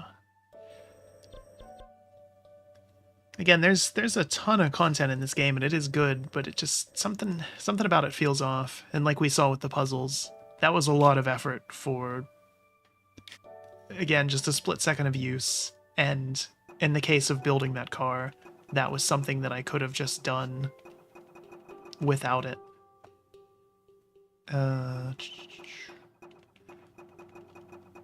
There's a bunch of little side quests and stuff, though. Some of these are pretty good, actually, as well. Again, the game is directing you different places to go. It wants you to do stuff. Let's see.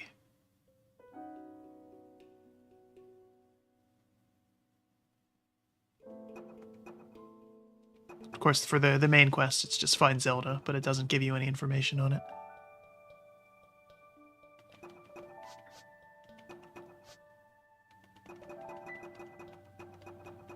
Again, a whole bunch of stuff here.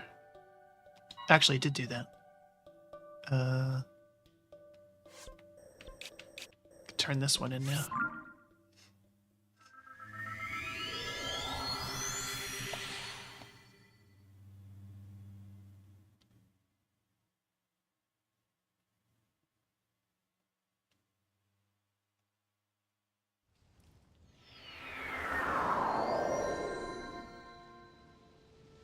Very cold. Sure. So you can get different gear for different situations, just like Breath of the Wild did, or you can cook various foods that give you bonuses instead. Have I done that one?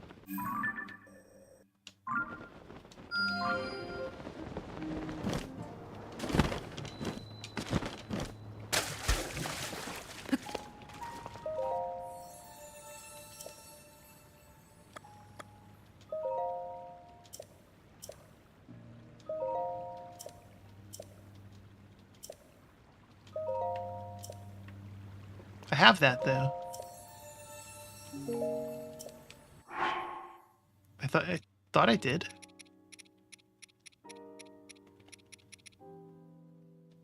Hold. There you go.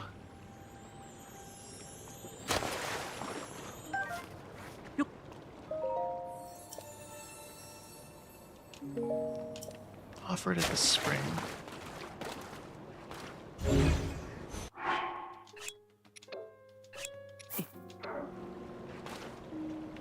Oh. Thank you, devout swordsman. I have sent a measure of my strength to the mother goddess statue. Oh boy, a sapphire. There are 2 other goddess statues who guard springs as I do. For the sake of them... Okay.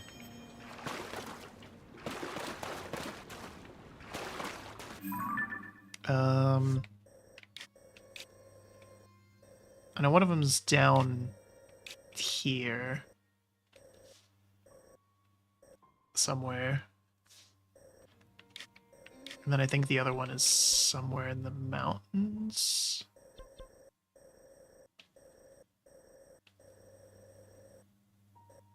It's around. We'll find it. Eventually.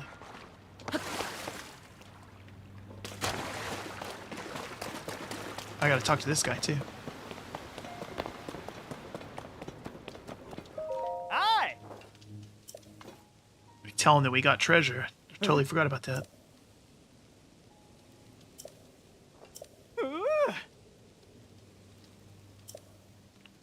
Hi!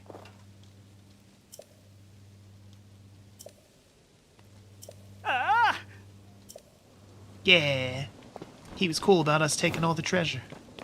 He couldn't have gotten it anyways, because he wasn't us. Let's go get the shrine.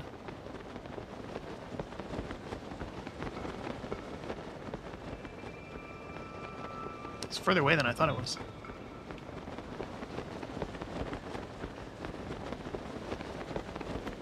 I was hoping we would see one of the dragons, but we have not. Guess we saw Zelda briefly. But...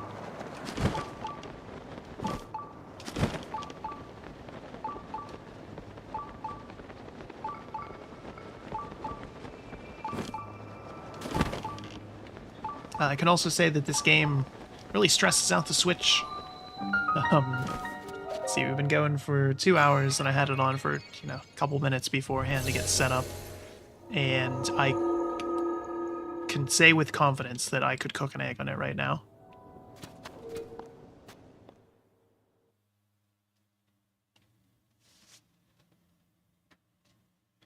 Capture card also gets a little warm, not frighteningly so. Jailbreak. Alright, let's see.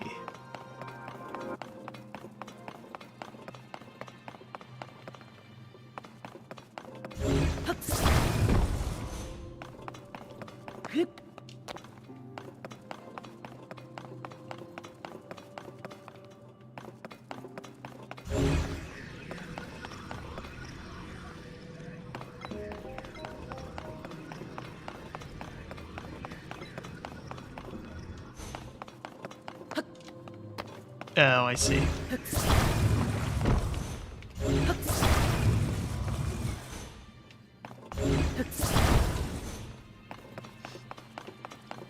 Okay.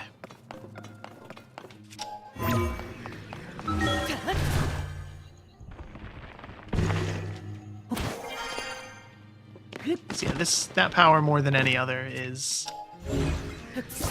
for set puzzles like this. I will say one of my other legitimate complaints about this game is the camera. When you get into build mode or move mode with Ultra Hand, it zooms into a weird place and you can't do anything else with it.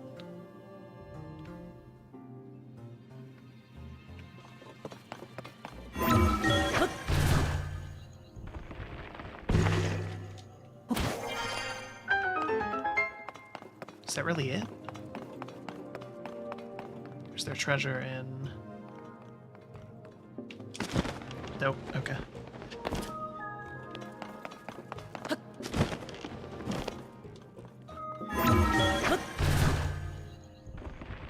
In general, some of the controls in this game do feel a little clunky, and I really hate that you cannot rebind them. The only one you can rebind is jump. And that's just a toggle in the options of like which jump thing do you want.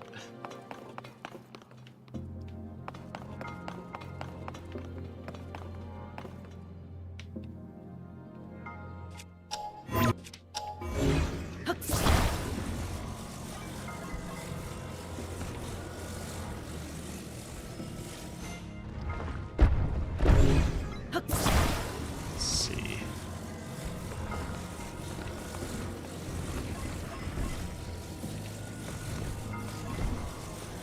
How did I get that on there before?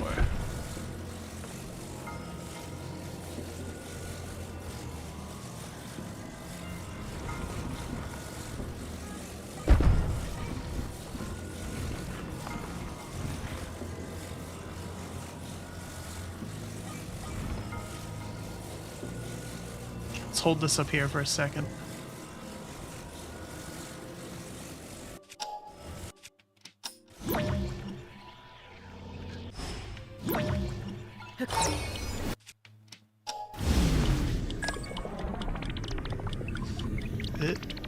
Are we gonna... Oh, nope. Okay.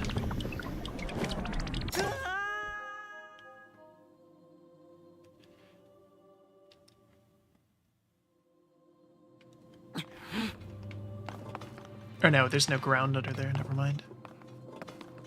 Although I guess we could...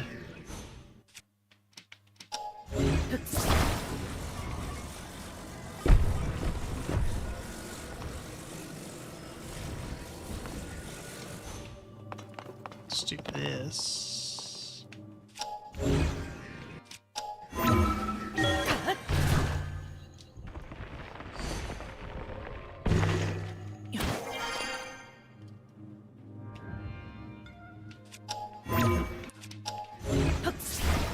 And then...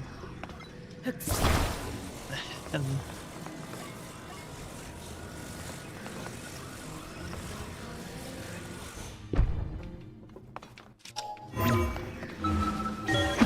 Ow.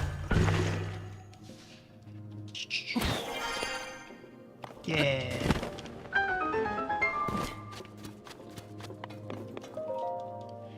Skip twice, because it's very important that we know what Light's Blessing is.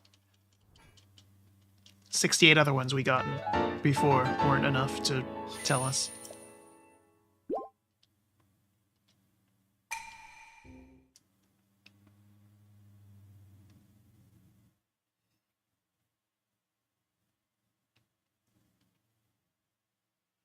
Sorry, 69 others. Nice.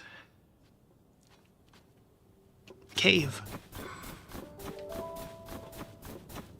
You can tell where caves are because you get these things, bubles, wobbles, weeble wobbles, that'll be outside of them, and they'll kind of lead you in, and then once you find them again in the cave, ooh, actually this is a good one, then you can kill them for a consumable.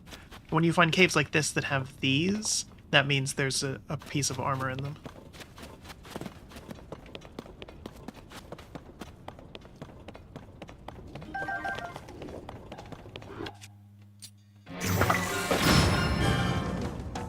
Ooh. That did basically nothing. Enemies can and will fuse things as well, which adds another layer of complexity to combat. Because not only are they just naturally a lot hardier than they were before,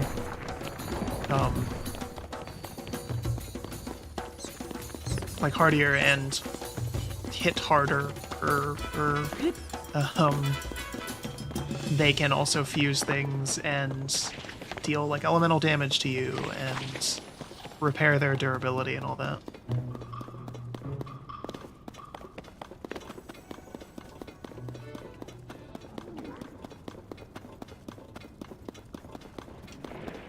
We're purposely just ignoring these things because they're a massive pain.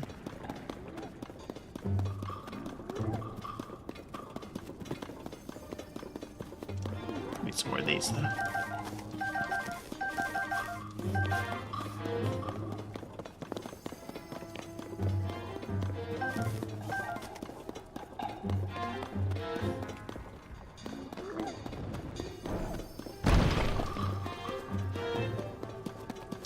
Ooh.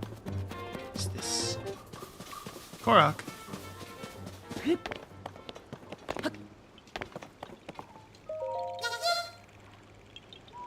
Oh, I guess I found this one already.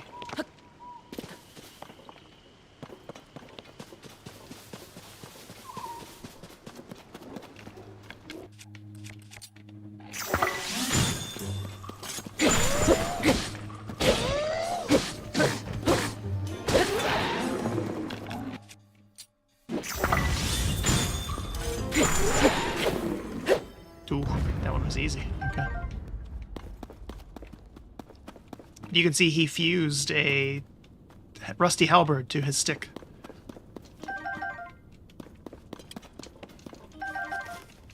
I'm sure that was someone's nickname in college.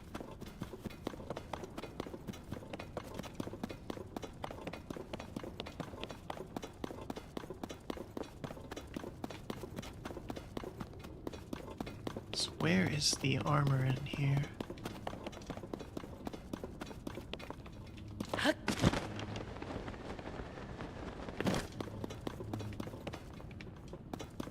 Sometimes it's a little tricky to find. But these are how you find some of the unique armor sets. There's a couple you can just buy, like the cold weather gear I have. But for the most part, they are found just in and around the world. Oh crap, there's two of them.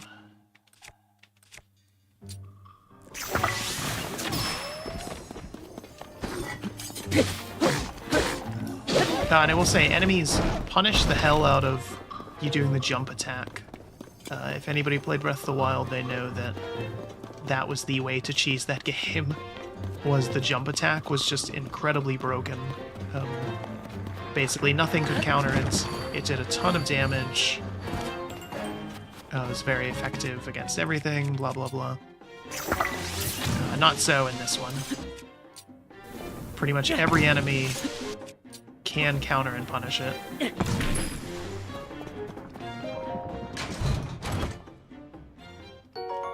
Barbarian legs. Ooh.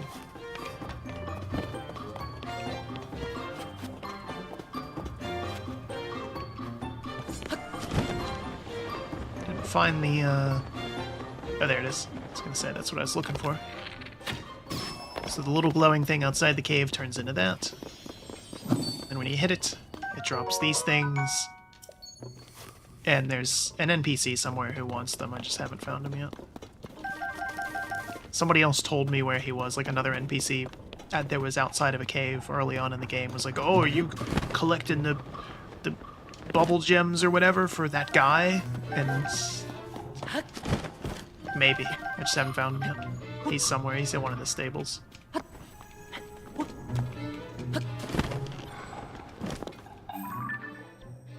Let's see, what else can we show off?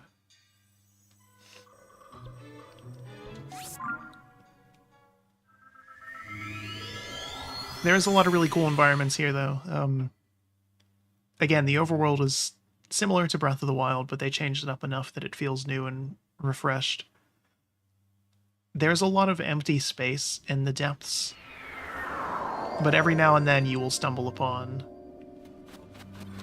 some absolutely massive puzzles and dungeons and things down here. I think that this is the temple or shrine or whatever you want to call it for Death Mountain, because there isn't anything above ground. Or in the sky, rather. So I tried to go to it earlier. Oh, there's one of the dragons. They go underground too. I tried to go here earlier, but I just caught fire and died. So shameful. And of course you can build wacky stuff here too.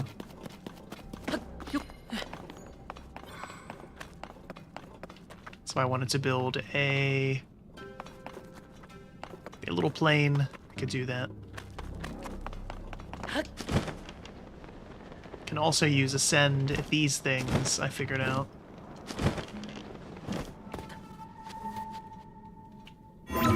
And they basically function as elevators to get you back to the surface quickly.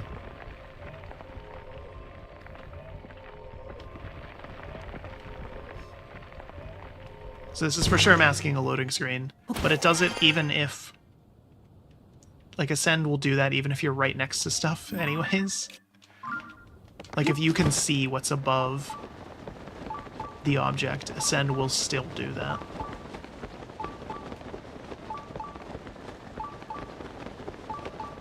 Alright, one more shrine.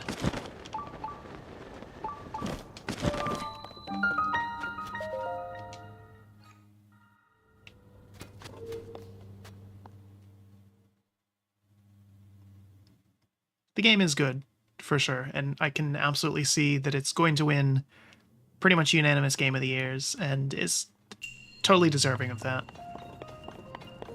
But again, there's also some kind of nagging little things with it that it's hard to ignore.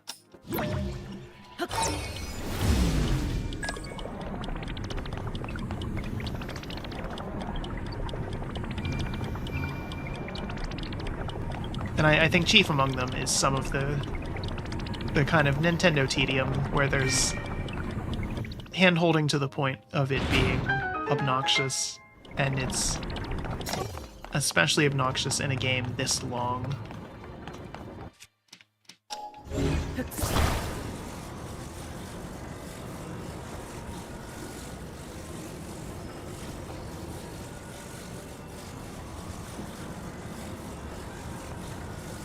Again, cool ideas, very fun game, lots to do. You know, this is one of those games that it's very much designed for someone who's only playing a handful of games a year, which is not me, but you would get a lot more enjoyment out of this if you don't play games like this more frequently and things. I think some of this game also suffers, in my mind, from having played Outer Wilds, which nailed the concept of the kind of minimalism and environmental puzzles and, you know, just using physics and very basic things that Breath of the Wild did. It took that to its natural conclusion and was just perfect for it. Any puzzle game to follow that up was always going to have issues. And for this one to have kind of a lot more tedium than the natural and free-flowing puzzles that Outer Wilds did, it certainly hurts it, in my mind.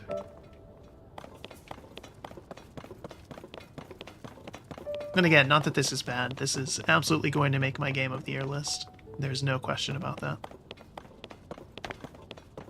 But I think Outer Wilds still has it beat in my mind.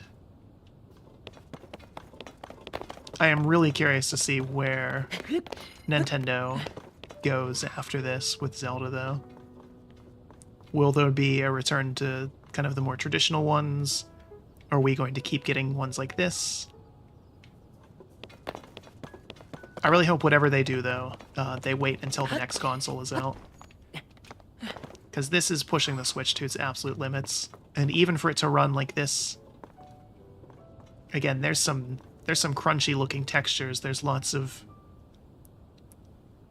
kind of jaggy lines and things that are being hidden by some of the cartoony graphics and all that. And this game uses FSR to hit 1080p. Not that there's anything wrong with that, but I would love to see them put out, you know... graphics aren't everything as well, but still, something a little more up to date, a little more modern looking. And that runs a little bit better as well. For the most part, this runs, it can get a stable, you know, 30 to 60, whatever, if you're running handheld or docked. But when it drops, it's noticeable. So here's the Lost Woods. Go in here real quick. Because it'll just throw us out anyways.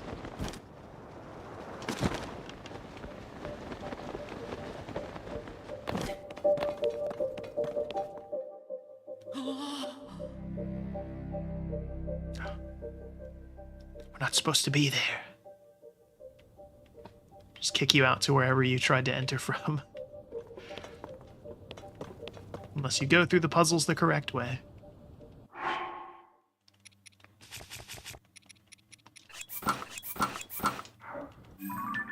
But yeah, we will go someplace thematic to end it.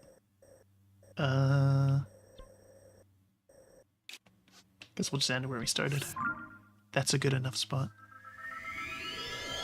But yeah, this is Tears of the Kingdom, Breath of the Wild 2. It's good.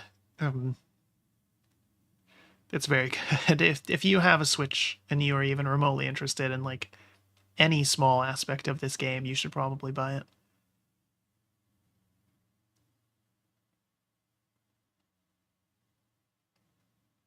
Starfield has some very tough competition, I will say. This is just like Breath of the Wild was. This is going to be the open world game that everything gets compared to for the next couple years. It's some very stiff competition there. So we'll have to see.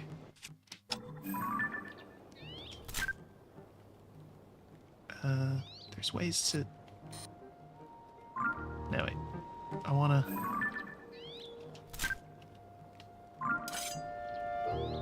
Damn it. There's ways to do... There we go.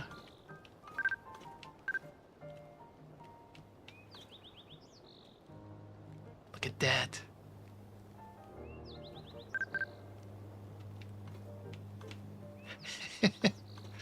Anyway, yeah. Zelda. Played a console game. Capture card works. I'm excited. I'm going to be playing the rest of this off stream, though, because there's, again, probably too much content. Too much tedium. It's fun, though. Worth checking out for sure, especially if you have a Switch. Anyway. I rambled enough and didn't drink enough during this video, so I'm going to lose my voice. I'm certainly enjoying this game. And whether you were here live or happen to watch this VOD later on down the road, hope you enjoyed checking it out. And until next time, have a good one.